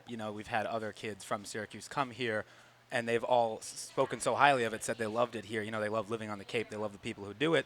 So I got into it. There was one other kid who was into it too, but he ended up on a different team. But, I've been down on Cape before because I'm so close, and it's a great place to be, great community. Everyone's just here so happy. And, obviously, who doesn't want to work with baseball every day of the week? Yeah, that would not be a bad job. Pop bunt, and it's caught by Harney. Throw back down to second base. It's misplayed and into center field. But Cantrell will stay put. So a poor bunt from Tim Tawa is the first out. Are you mocking us? No, I'm just keeping up. Trying to be like one of the guys. Zach is a very, very funny guy. Do you, joke with the fans here? With the fans here? Oh, I love the fans. They love me. Or I hope they love me. Oh, that's how you get the money out of their pockets. You got to joke with them. So what are some of your go-tos? What are some of your go-tos? Okay. Did you ever act? No, I know Okay. my sister's huge into theater, but I never got into it. Pretend that this is, the field, right? Mm-hmm. And we're fans, and you're walking around doing 50-50. Obviously, we're kind of limited as far as spacing, but just pretend like you're going on your pitch right now. All right, well, I love to go after people's shirts, so both of you go to good schools. I go, hey, 50-50, oh, I see you got a Notre Dame shirt there. And this is actually true. Usually I lie, but I would come to you and say, oh, my dad, he's a Notre Dame alum, which is actually true, but usually I just lie. Got it. And I would say, and then, usually be like, oh, really? Oh, and you're like, yeah. I'm like, yeah. And you know what his favorite thing to do was there? And they'd be like, what? And I'd be like, buy 50-50 tickets. And that'll get them giggling. And, sometimes it works. Sometimes they just say, go away. That threw me into, watching Wolf of Wall Street. I thought I was watching Falmouth Commodore edition Wolf of Wall Street. Zach DiCaprio? Wait, he's not in that. Yes, he is. Yes, he is. Broken bat over towards short. Laser of a throw on to first base. Glowenke gets Deloach for out number 2. So what do you do at Syracuse? You're a rising sophomore. What are you studying? Yep, I'm a sports analytics major. So, I'm kind of hoping to be one of the behind-the-scenes guys, running the numbers. Trying to be a GM intern like Becca next year? Wouldn't be terrible. No, I don't know. I'm still kind of trying to figure out what I want to do. I'm a people's person, so this internship was really cool because it got me more out there with people than behind the desk with numbers. Sure. So I can kind of get a feel. I'm still young. I still got time to figure out exactly what I want to wind up doing, but I just know I want to be in baseball. Trey Cruz, the switch hitter, going up against Harney. Cantrell is 90 feet away. And what are you studying? Remind me. Sports analytics. Okay. Yeah, Syracuse is the only school in the country to have that major. So Did not know that. I was going to say I did not. That was the biggest reason that I decided to go there. Oh, interesting. Harney's working from the stretch now. That ball is cracked down the right field line. One hops into the bleachers. That's Brant Brown, who's heading to the locker room, so his night will be over. Looks like Tyler Ross warming in the pen. What's been your favorite part? Of the internship? Yeah. Definitely not my roommates. They're the worst. Yeah, that Danny kid, he's just... This ball is demolished into right center field, and it one hops the wall. Hayden Cantrell trots in, Walks and now in. finally hits home plate. It is 6-2 Doors and a stand-up double for Trey Cruz. So I'm the worst. No. Danny and Max have been amazing this summer. They've made it great. Honestly, the best part has just been living on Cape. I'm from a very city-like place, with a lot of offices and buildings like that.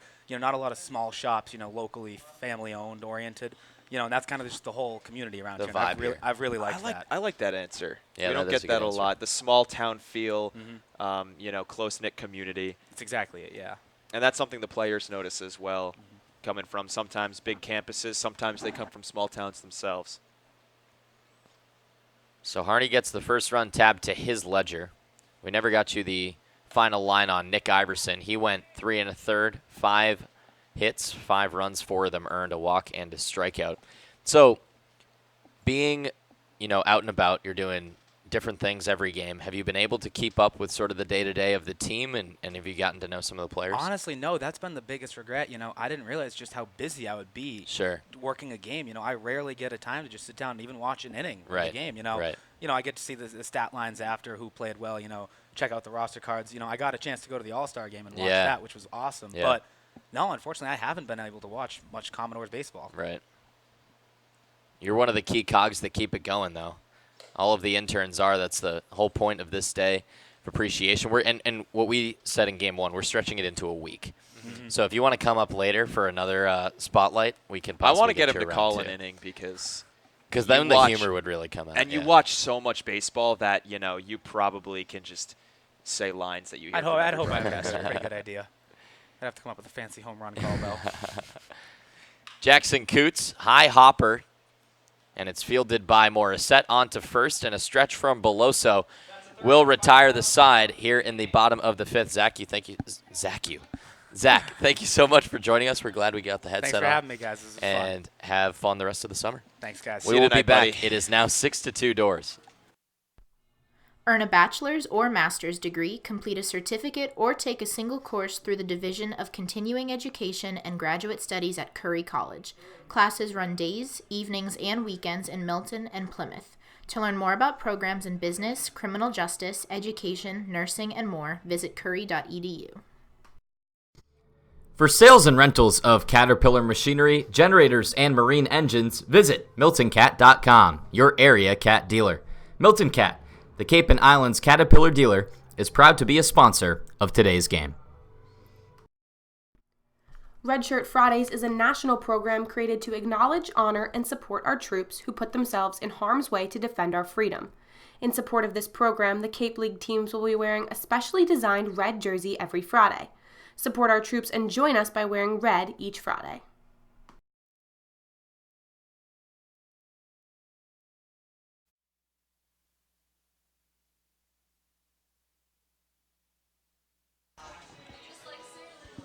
Here is Tyler Ross coming in relief, as he thought he would. After the game yesterday in Orleans, he mentioned that he'd be coming in relief during this doubleheader.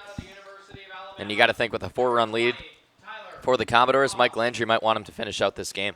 Yeah, for sure. I doubt that they want to have to use Maldonado. He's really the only other fresh guy, but given how many games are coming up, it'd be great if Ross can go these final 2. And you know what? He's got a comfortable lead to work with the Doors leading by now 4.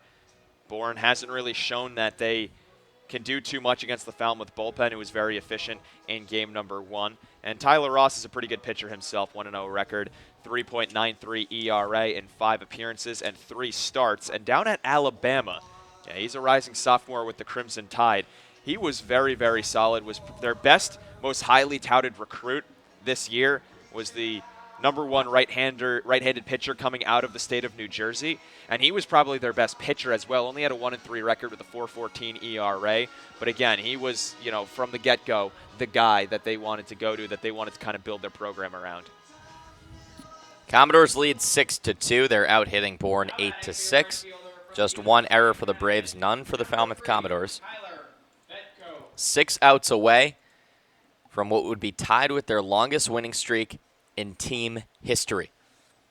Oh, that'd be awesome. Kyler Fedko watches a ball from Tyler Ross, and we know, a strike on the outside part of the plate, and we know something about Tyler Ross is that he can get that fastball velocity up to mid-90s. Yeah, he's a big dude. I mean, 6'4", 195, and that's after being, obviously he's got the height to his advantage, 195 coming off of his freshman year, so you know he's going to put on some weight. The 1-1, Smith sets up outside, hits his spot. Fedko gets a piece, and it's 1-2. Sun now setting, and the lights just coming on here at Gov Fuller Field. Only 7:12 is the time. Game number 1 starting at 3, game number 2 at about 5:45. There's the off-speed foul tipped off the mask of Taylor Smith, and the count stays the same.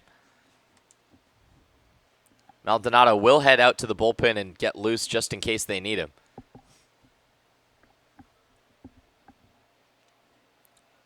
Infield playing at regular depth. Cruz and Cantrell at short and second respectively, touching the outfield grass. Moretto at mid-depth. A ball way high evens the count, 2 balls and 2 strikes.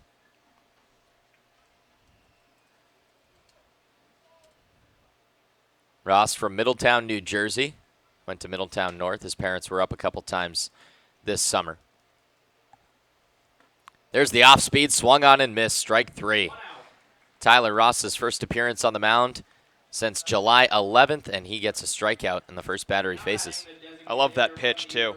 Pounds the inside zone with a quick breaker. I mean, that thing had some zip out of the hand, then seemed to slow down as it came across the plate with that slight movement towards the middle of the plate. It's a good big swing and a miss from Fedko, who continues to slump. Here's Kyle Hess. He's 0 for 2 today. Foul ball, 0-1. Ross's last time on the bump was a start against the Chatham Anglers. That was a fun game out at Veterans Field if you're a Commodores fan. 15-6 win, 4 home runs. Ross was pretty good himself. 4 innings of work, 2 earned runs to his name, 4 hits, 3 walks, and 4 Ks.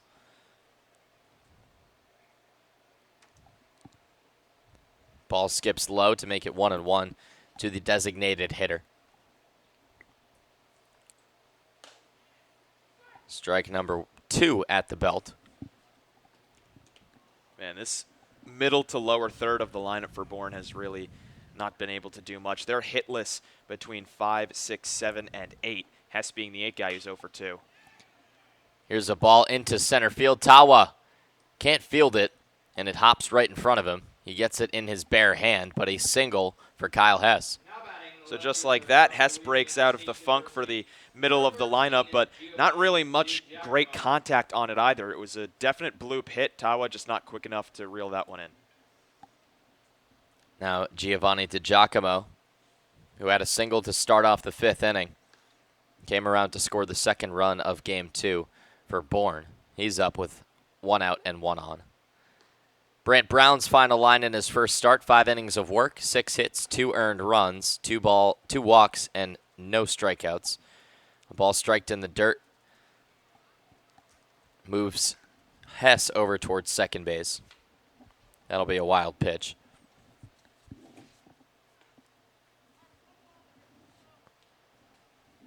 Maldonado playing toss with Shane Drohan out down the right field line in the Commodores bullpen. Matt Nelson, you're still doing it. What did I say? Shane Drohan. Oh, my goodness. Slider for a strike, 1-1. Shane Drohan was a door pitcher for 2 or 3 appearances. Yep. Was released from the team a little over a week ago. His battery About mate 2 weeks ago. Yeah, his battery mate Matt Nelson still on the Cape, the catcher. The ball's poked into left field. It'll drop in front of Austin Langworthy. Moving over to third is Kyle Hess. And that's something DiGiacomo's done so well. He's just finding the gaps and getting the head of the bat on the baseball. Yeah, that's now his second hit in a row. Improves to 2 for 2 with a hit by pitch.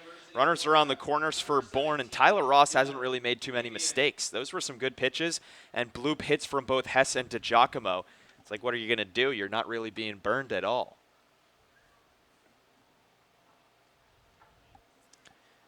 So DiGiacomo, back-to-back singles with him and Kyle Hess. They stand at first and third with the top of the order coming up. Ground ball down the third base line. It lands foul. Moretto was there in case it stayed inside of the third base bag, but Fabian, who is 1 for 3 with a double and 2 flyouts to center, now has an 0-1 count against him.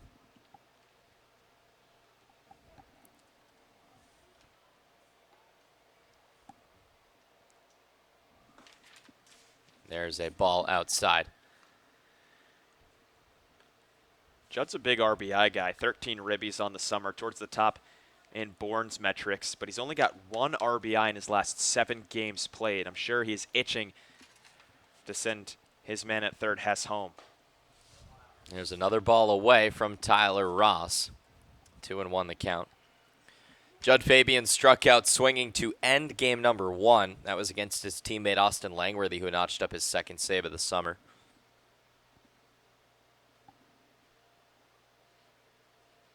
Ross working from the stretch, delivers.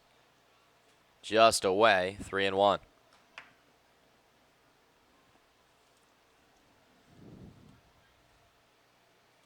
Bourne Braves with a 15-22-1 record. 5-13-1 on the road. Foul ball makes the count full.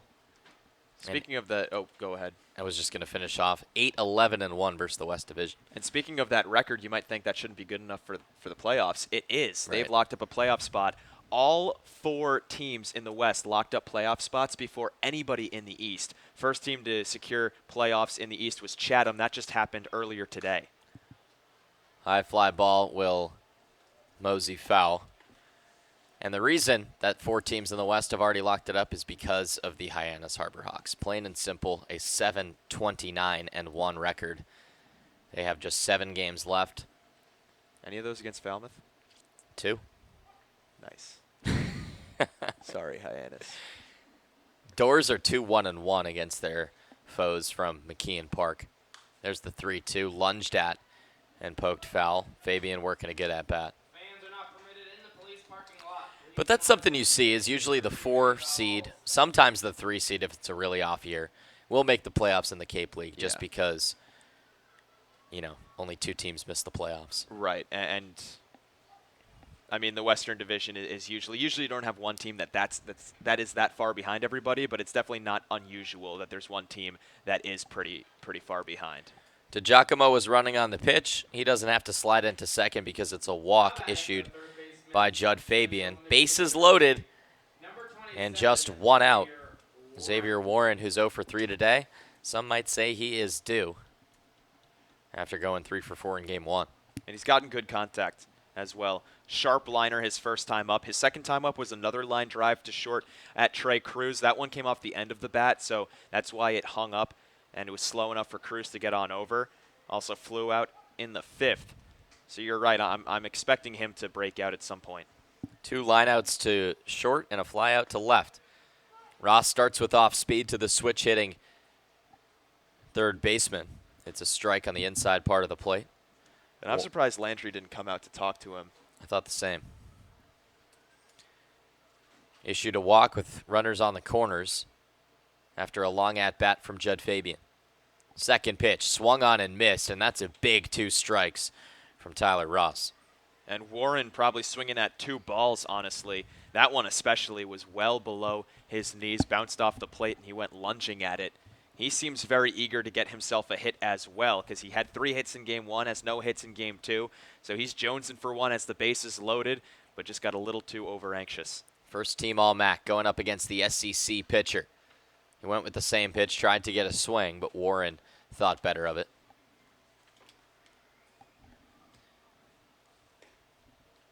Warren represents the tying run for the Bourne Braves, who trail by 4. 6-2 the score here at Gov Fuller Field. Just outside 2-2. Tyler's having a real tough time finding the strike zone, getting that third strike. That's why I expected Landry to come out there, because we saw Weatherly having a tough time locating his pitches last game in his lone inning of work. Landry came out, and immediately Sam was a whole new pitcher. Swing and a miss, strike 3.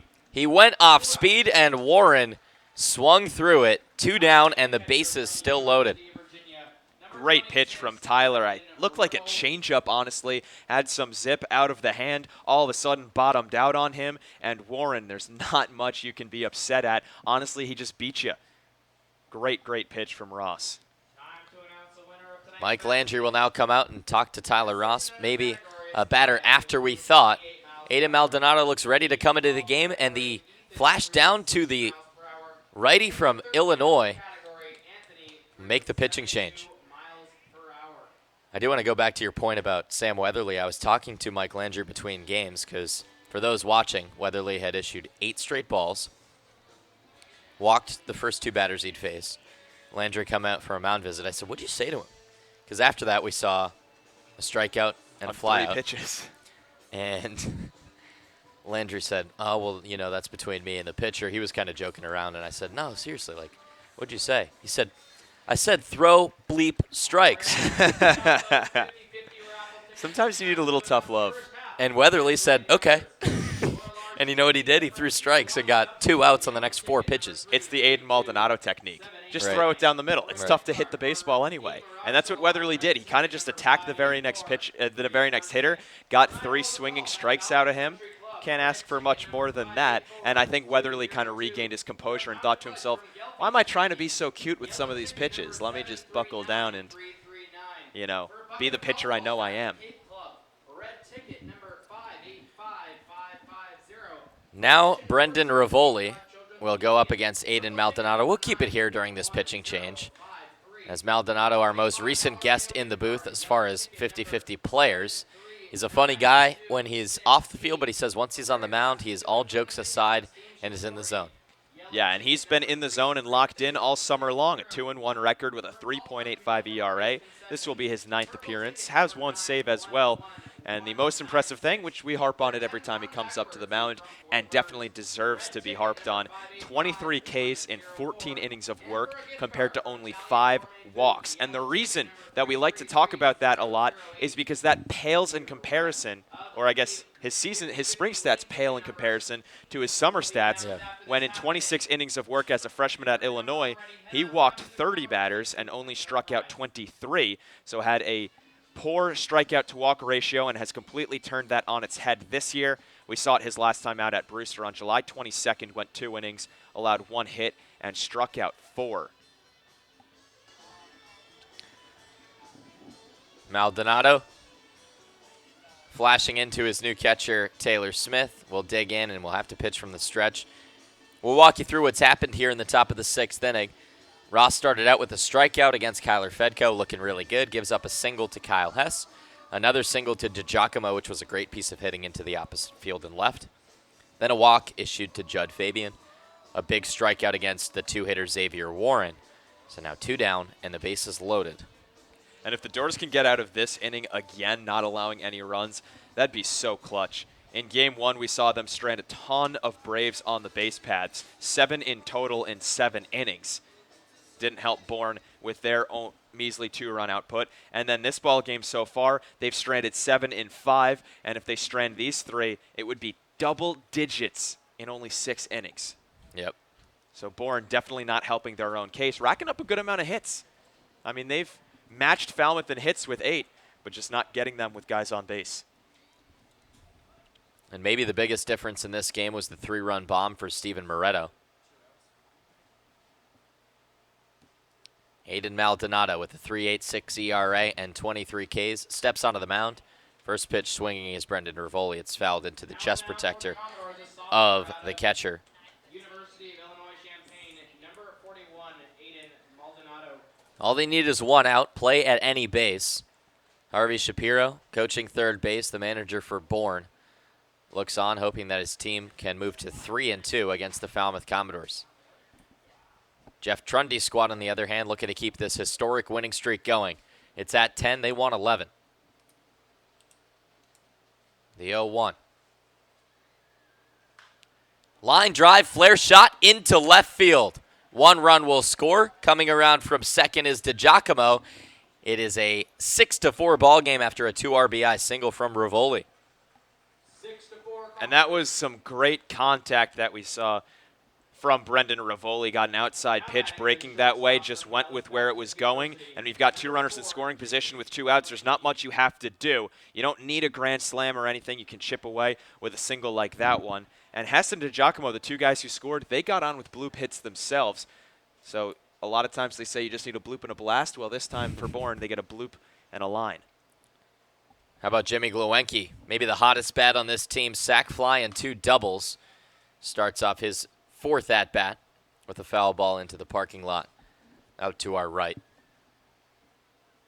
And you know what's been incredible about Gluenke is the fact that he just does not strike out. Right. He has 1 strikeout in his last 13 games, 40-plus at-bats. That's unbelievable.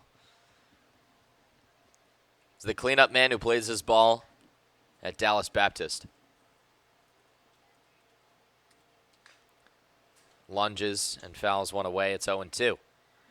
328 average during his sophomore year. 6 home runs, 43 RBIs. From Louisville, Texas. Went to Marcus High School. Last summer, he was with the Eau Claire Express in the Northwoods League. Had a 283 average this summer. Even better at 289 and rising after a 2-for-2 game so far tonight. Swing and a miss, strike 3. Big K from Aiden Maldonado. He's shaking his head. He's not happy with the single that he let up. But the Commodores hang on to a 2-run lead heading into the last half of the 6th inning. 2 runs on 3 hits. No errors. 2 left on base for Bourne, but they still trail the red-hot Falmouth Commodores. Will be back with hitters. Urgent care is now available at 4 Cape Cod Healthcare locations: Hyannis, Falmouth, Sandwich, and Harwich. Open after hours and weekends. Staffed by ER physicians. Expert care when you need it. Learn more at capecodhealth.org/urgentcare. The 99 Restaurant is a proud sponsor of the Cape Cod Baseball League. Visit them in Centerville, Falmouth, Mashpee, Wareham, or Yarmouth this summer and try some local flavor from the winner of the Cape Times' Best Restaurant for Takeout. The 99, always the real deal. Baseball Factory, which has proudly supported the Cape League for 20-plus seasons, conducts baseball trainings, tournaments, and showcases at over 1,000 events nationwide, providing players with world-class instruction and help with college recruiting. The Baseball Factory program leads to future success both on and off the field for players in both middle school and high school. It's never too early to start. Learn more at baseballfactory.com. Harney still on the mound for the Bourne Braves, David Korzanowski and Danny LaRose still in the broadcast booth for the Falmouth Commodores. Our frequent viewers will know this edition that we have. It's a very special one today with a couple doubleheaders going on. Danny, we got a long way to go. We got a lot of games to cover. Take me around the Cape League. All right, so we're going to start out at Stony Brook Park in Brewster. 4-3 Orleans beats the Whitecaps in game 1 of their doubleheader. And then it was Brewster who got back at the Firebirds, winning 7-3 in game 2 of the doubleheader. So they've wrapped up all 2 games on this Saturday evening. Commodores, of course, won game 1. They lead today in game 2. Out at Yarmouth Dennis, it's the YD Red Sox leading the Harwich Mariners in the bottom of the 7th, 13-5. As we go over to Wareham across the bridge, top of the 4th, the Gatemen leading the Harbor Hawks just 1-0, and then top of the 2nd out in Chatham, the Anglers and the Kettleers tied up at 0. Foul ball into the mask of Brendan Rivoli, who right now put the Bourne Braves a couple runs closer to taking the lead. It's 6-4 here at Gov Fuller Field. Any games catch your eye out of the ones going on? Honestly, no. Yeah, I kind of feel the same. Maybe Brewster winning game 2 against Orleans. It keeps their playoff hopes alive. They're just 2 points back on Harwich. And Harwich is getting crushed right now. Harwich is indeed. They really wanted a win last night against Yarmouth Dennis. It was 4-3 going into the 9th, and then Joe Boyle let up 1 run to tie the game 4-4. The Mariners got their first tie of the summer.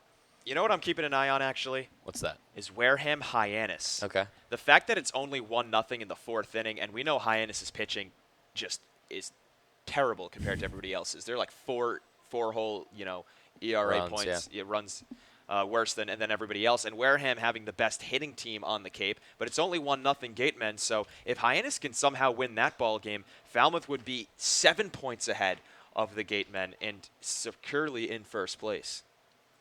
Ian Bedell is pitching for the Gatemen out at Spillane Field. He has only allowed 3 hits and no walks, 5 strikeouts through his first 3 frames. One of the best pitchers on the Cape with a .7 ERA. High blast from Taylor Smith, looping into right field. Right on the line is Fedko. He makes the catch, 1 down.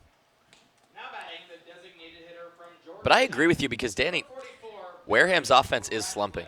They have put up some less runs in their past few games. They only scored 1 yesterday against Katuitt in a 6-1 loss. They were off the night before that. Game before that against Falmouth, 1 run. Yep. So the departure of Darren Baker, as well as some bats that have cooled off, has led to the Wareham Gatemen, who will make the playoffs, but perhaps not hitting the stride that they want to in late July. Foul ball off the bat of Baron Radcliffe, who is 1 for 1 tonight.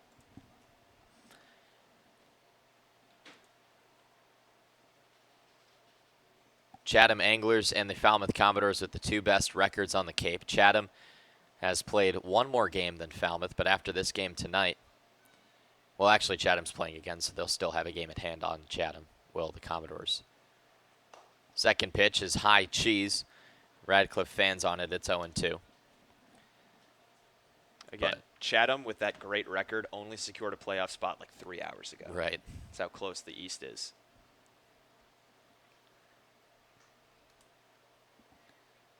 Here's the 0-2 to Radcliffe. Tried to get him to chase, but he lays off. So here's a question that I honestly don't know the answer to. What division do you think is better? Well, the East won the All-Star game, so that's it. That's a poor man's answer.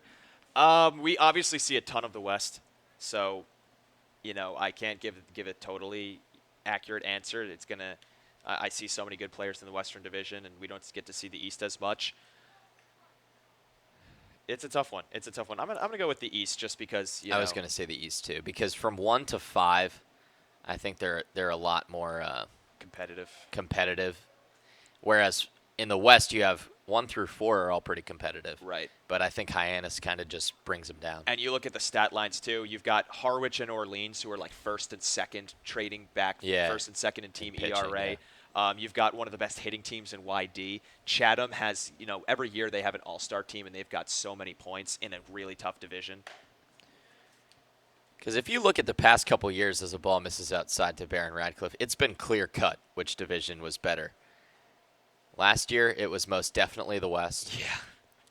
And the year before that, it was most definitely the East. Ground ball foul, snatched by the on-deck man, Steven Moretto. And you know what? Those past 2 years, the best team out of the best divisions went on to win the whole thing. True indeed. Last year, the Yarmouth Dennis Red Sox had the best record on the Cape in the East, but fourth place in the West last year would have been second in the East. Here's the 2-2. Strike three got him looking. Radcliffe with a smirk, and he can't believe it. Looking back at Rich Gaetani, he goes down a strikeout victim. Yeah, and Barron, even though he's swinging a really good bat, still striking out a lot, which is interesting to see because we say it all the time, but normally when we see guys start to turn it on, putting together hitting streaks, Barron now, after last night, he got his 6-game hitting streak snapped, but he's re-upped it with another hit in this ball game. So he's got hits in 7 of his last 8 games played, but he's still striking out at a pretty frequent pace. He has strikeouts in 11 straight games, but getting hits, it's pretty much when he's getting out, it's with a K. Langworthy holds off on the first pitch from Harney. It's a ball outside.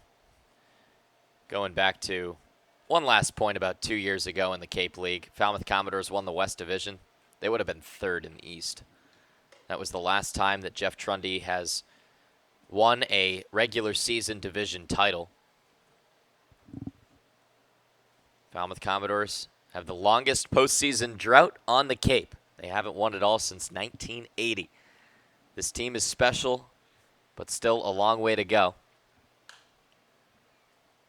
Foul ball back into the trees.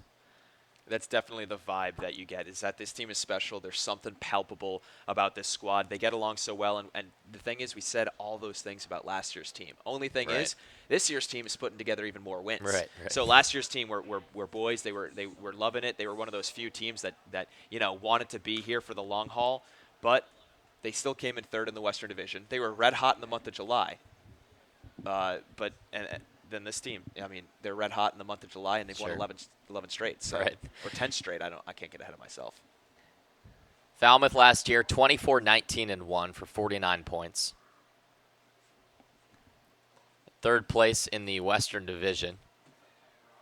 They beat Hyannis in the first round in 2 games. They lost to Wareham in the Western Division final in 2 games. And again, don't want to get ahead of yourself because you may be the first place team like YD was last year, had the most points on the Cape, and then they got swept by the 4th place team in the first round. So you never know what may happen. Ball 4 to Austin Langworthy. He takes his base. So a base runner with 2 down here in the bottom of the 6th inning. And Moretto, who started off his night at the plate with a home run, 3-run bomb in the 2nd inning, is again the difference in the game with his solo shot last night and the score ending in 2-1 Falmouth, 3-run bomb tonight, and the score 6-4 Falmouth. And that 3-run bomb coming with 2 outs in the 2nd inning. On a 3-2 count. Right, as clutch as you can get early in the game. He takes the ball upstairs. And talking to the players and the coaches about this winning streak in the playoffs, they're taking it one game at a time. None of them are getting too ahead of themselves. Even with big milestones like 10 straight wins and Trundy's 450th, they're keeping level heads. Second ball is away to Moretto. But asking some of the players about the playoffs, the vibe is pretty much what you just said. You got to get into the playoffs, and from there it's a crapshoot. 4th place team can beat the 1st. Never know who's going to win. It's just about who gets hot. The 2-0 to the 9-hitter Moretto. Long pause from Harney. Finally delivers again upstairs. Yeah, all of a sudden, after getting 2 early outs pretty easily in the 6th inning, walks Langworthy on only a couple of pitches, and now Steven Moretto is ahead 3-0. That's definitely going to warrant a visit from the catcher, Brendan Rivoli. It seems like just a flip or a switch has been flipped, and Sean Harney all of a sudden can't find the zone. Harney's fired over 40 pitches now, 25 strikes, 17 balls. This is one of his longer outings of the year. He's gone 3 innings a few times, but those were back in late June and early July.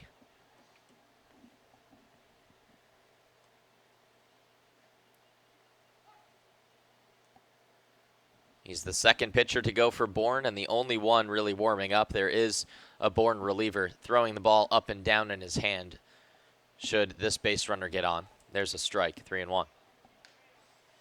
You know, while it's still Intern Appreciation Day, I want to shout out our own Megan Murphy, who, if you were watching in Game 1, we featured her on the broadcast. She's our photographer, so we get to work very closely with her.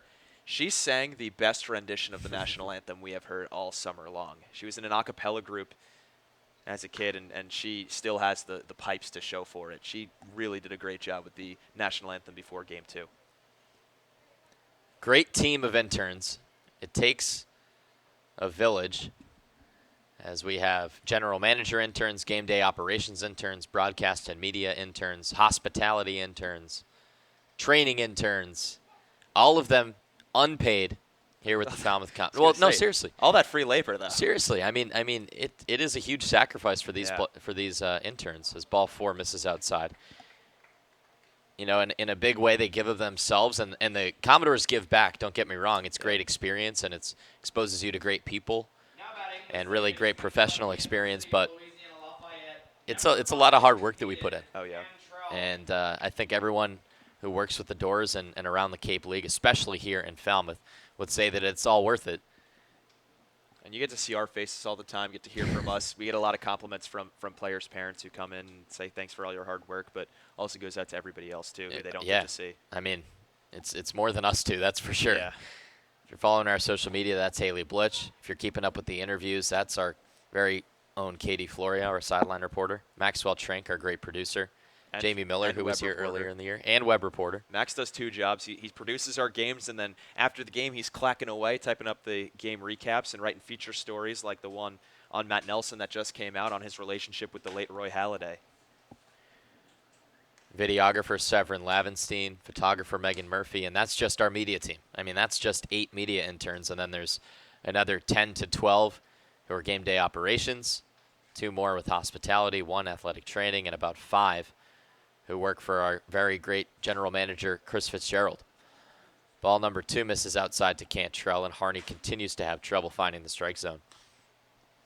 How do you think Chris Fitzgerald is feeling with this team right now, the team that he's kind of put together, given to Jeff Trundy, winning 11 straight? And it's his first year as GM.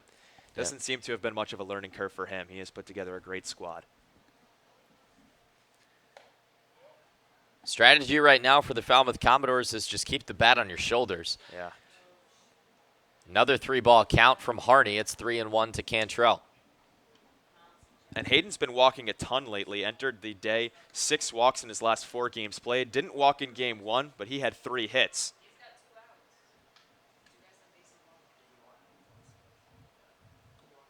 The 3-1 from the righty is a strike. Full count. You got to be careful with Hayden because he's been swinging such a good bat. Has 2 doubles today, both of them pretty far too. That first double was a rocket into deep right center field, 1 hop the fence. So when it's 3-1, it's not like he's a leadoff hitter who only hits singles. He's got some pop. Payoff pitch from Harney, trying to work out of a jam. Runners are going. Strike 3, got him looking. Hayden Cantrell had already flipped the bat, heading towards first. And it's the second punch-out for Harney in this half inning, and definitely his biggest. Still a 2-run lead for the Falmouth Commodores. They're trying to win another close game. Aiden Maldonado will try to finish it off. Top of the 7th coming up here at Gov Fuller Field. 6-4 Doors. Baseball Factory, which has proudly supported the Cape League for 20-plus seasons, conducts baseball trainings, tournaments, and showcases at over 1,000 events nationwide, providing players with world-class instruction and help with college recruiting. The Baseball Factory program leads to future success both on and off the field for players in both middle school and high school. It's never too early to start. Learn more at baseballfactory.com. The Falmouth Commodores would like to thank Franklin Sports for their sponsorship of the Cape Cod Baseball League. Franklin is yet again proud to be the official batting glove of the Cape Cod Baseball League.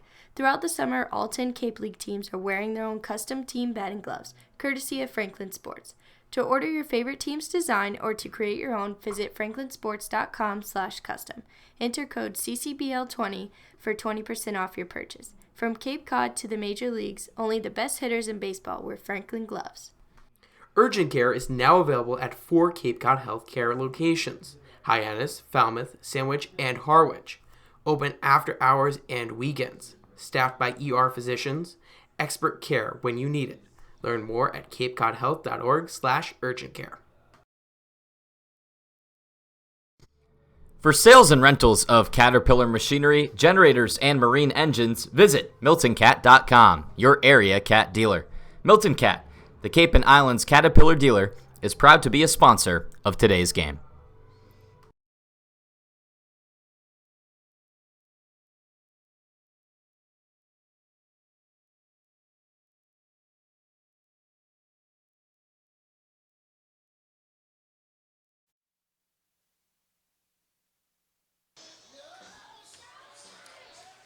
Tawa DeLoach and Cruz did not get a chance in the. I was looking at the wrong scorecard. I won't even front. I was trying to hide that one. Not even gonna try. Morissette, Beloso, and Fedco due up here in the top of the 7th inning. It's been a long day. It's been a long day. I feel like I'm delusional. My voice is hoarse. Aiden Maldonado misses outside to start it off to Morissette. There's been a lot of moving parts, too, with intern appreciation. Us being appreciated so much has limited our ability to do a very effective job. We're the victims. No, here. no. We're the victims. We appreciate the appreciation. Second pitch to Morissette again. It's away. It's been a little bit of a scramble, though. I mean, this was a last-second doubleheader put together. And doubleheaders are tough. Yeah. It feels like everything's rushed. Players feel the same. I was talking to some of the players and the coaches. They feel the exact same way. They feel like there's not much time between the games because there isn't. I mean, today there was only 30 minutes. Yeah, I don't know if anyone likes doubleheaders, not even the league. It's just kind of a necessity. Sure. Maldonado trying to finish off this doubleheader. He fires a strike right down the middle to Cody Morissette. Morissette, Beloso, and Fedco, maybe some of the weaker hitters in this Bourne lineup, especially today. They're a combined 0 for 7 with just 2 walks.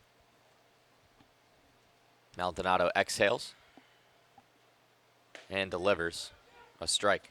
Beautiful pitch. Fastball in on the hands. Quickly evens up the count. Nothing Morissette could have done with it. Now he's facing 2-2, and Maldonado is a great strikeout pitcher. He's got 23 punch-outs this summer. He agrees on the first sign from Taylor Smith, takes a look up, settles in, and delivers. Swing and a miss, strike 3. Beautiful off-speed breaking inside. No chance for Morissette to make contact, and 1 down. I thought he was going to go with fastball up and in to try to tie him up, but he tied him up just the same with that breaker down and in. Great approach by Morissette. I love the call as well from Taylor Smith. Shout out these Doors catchers throughout this entire winning streak and really throughout the entire season. They're the ones calling the calling everything, calling the pitches. They don't listen to the they don't have the coaches, in their ears like they do at school, and they've been doing a great job. They're part of the reason why the ERA has been so low throughout this streak. No question about it. Beloso 0 for 3 with 2 flyouts and a ground out. Fouls back the first pitch he sees. 213 hitter, played first base in both games of this doubleheader. On deck, Kyler Fedco, a strikeout victim himself. 2 outs away from tying the longest winning streak in program history. Second pitch, ground ball, left side. Going to be a tough play for Cruz to make. Throw across his body. Will it get there in time? No. Just not enough mustard on it as he was running towards the left field line. Beloso beats it out, and the Braves have some life. Yeah, they gave a big cheer for Cade Beloso, who entered the day 2 for his last 31. Went 0 for 3 in Game 1, started out 0 for 3 in Game 2. Hey, it's an infield single, doesn't reach the outfield grass, but he will take it, as that's one of those that just kind of gets the confidence back. You no longer have that albatross on your back as he's looking up to the heavens, very thankful. He will be pinch run for. It's a smart choice because no extra innings anymore here on the Cape, effective immediately because of all these doubleheaders and the huge amount of games played. They are saying no extra innings to save some of these pitchers' arms. And the Doors want the league to come in and say, yeah, you don't have to play 3 games because of the amount that they have. So it's an infield single for Cade Beloso. Ball inside to Kyler Fedco.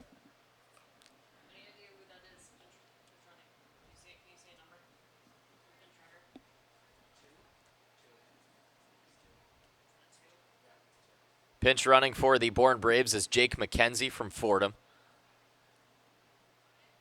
He's over at first. Again, Bourne does not steal a lot of bases.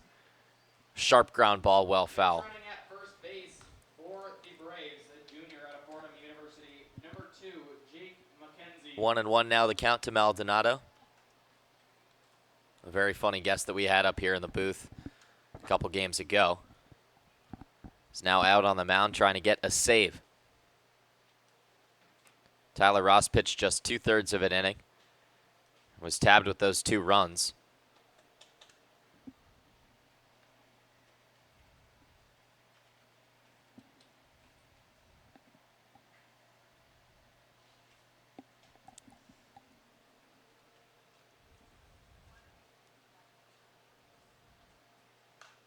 Kyler Fedko, foul ball back past the screen, 1-2. Fans starting to clear out here. It's still only 7:50. Yeah, there's still a lot of fans for the end of the game. The end of the game also is a little bit earlier than it usually is. Right, they may not be realizing it. Sure. But the Doors have been here for playing since 3 o'clock. They've been at the field since about 1 or 2. And they'll go back at it against the Braves tomorrow, this time at their place out at Durand Park. 6 p.m. first pitch coming your way tomorrow. That's the last trip the Commodores will make out up by the bridge. Swing and a miss, strike 3. High fastball, and Kyler Fedko could not lay off, and the Bourne Braves are down to their final out. And Aiden now has 3 strikeouts in only an inning of work. He got the final out in the 6th on a K, and then has 2 Ks here in the 7th. So he continues to pitch at that brilliant pace that he's been at. Just a strikeout machine on the Cape. I mean, it seems like every pitcher the Doors turn to has been so effective, and Maldonado definitely living up to the hype.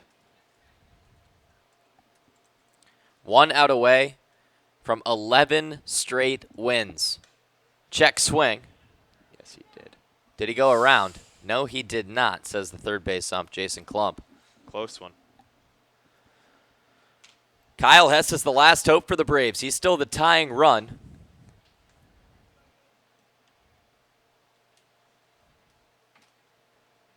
Falmouth started the 1967 Cape Cod League season 11-0. They haven't won 11 straight since. That was 52 years ago. It is so cool to look at their last 10 and see it as 10-0. Thought the exact same thing. On point streaks, the stat system used by the Cape Cod Baseball League, there is a last 10 column. So when you go to the standings and you check it out, you can see how the teams have been doing. Never have we seen in our 2 years of being here a 10-0. Swing and a miss, strike 1.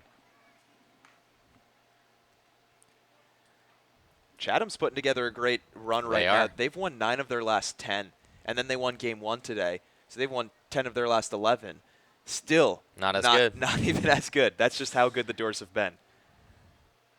Maldonado's got a 1-1 count to Kyle Hess. Rears back and fires, swing and a miss, strike 2. Man, that fastball is just all over the plate, and these hitters are guessing.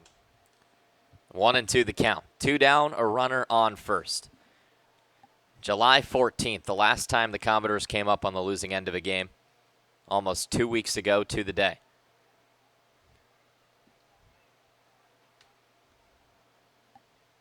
Seven of their 10 wins have been by 2 runs or less. A strike here would make it 8 of these 11. Foul ball. That was a juicy pitch. Hess really could have driven that one. He tried to go outside corner with a fastball like he did on the previous pitch in which he got a swing and a miss. Brought it a little too far over the plate, and it really cut off that outer third of the plate. Luckily enough, Hess wasn't quick enough to turn on it and straighten things out. Maldonado shakes off Smith, agrees on the second sign, looks back to first base at Jake McKenzie before settling. He lifts his left leg and delivers. Swing and a miss, strike 3. The Falmouth Commodores have won 11 games in a row for the first time since games 1 through 11 in 1967. Let that sink in, folks. Since 1967. This team is something else. This is a special group putting together a special run, and we're still only in late July. I mean, There's still a lot of room to grow. There's still a lot of ground to make. There's still a lot of games to be played in the regular season and a whole postseason ahead. But as of right now, I don't think any team is as dominant as the Falmouth Commodores, and they are definitely the team to beat. Everybody knows it, but for those last 11, nobody's been able to do it. How about that? I mean, I'm almost at a loss for words here at Go Fuller Field. David Korzenowski joined alongside Danny LaRose. This has been so much fun to be a part of. I remember after that game against Yarmouth Dennis, and I know I've said it a couple times on this winning streak, I looked at their record and I said, wow, almost 500 again at 13-12-1. Good point. They haven't lost since then. They haven't lost since then. They now have twice as many wins as losses. They have one tie, 24-12-1. Through roughly the first month of the season, June 10th to July 14th, they were hovering, just getting their heads above water, sinking back down. Just getting above water, sinking back down, hovering back and forth above and below and at 500. And then you're right. Like you said, they lost back-to-back games to Brewster in heartbreaking fashion and then shut out by YD. And since then, they said, 500's not good enough. We're going for more. They would have locked up a playoff spot at 500, but they're looking for home field. They're looking to be the best team on the Cape, and right now they are. They now have the most wins out of any team in the Cape League. They have won 11 in a row against the best team in the West at the time, the Wareham Gatemen. They won 3 games. They beat the Bourne Braves twice. They now, at the very worst, will split against the Braves. They beat some teams from the East in Brewster and Orleans, and this team just does not slow down. I just want to talk about the streak just a little bit more because why not?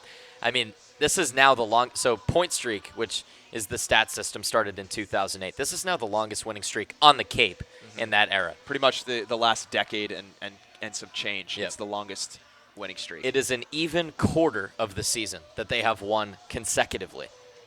And if you were to win a quarter of the season and then lose the majority of your games after, you'd still probably have a playoff spot because these seasons are so short. Just for perspective, Falmouth has won 4 more games than Hyannis has won all summer in a row.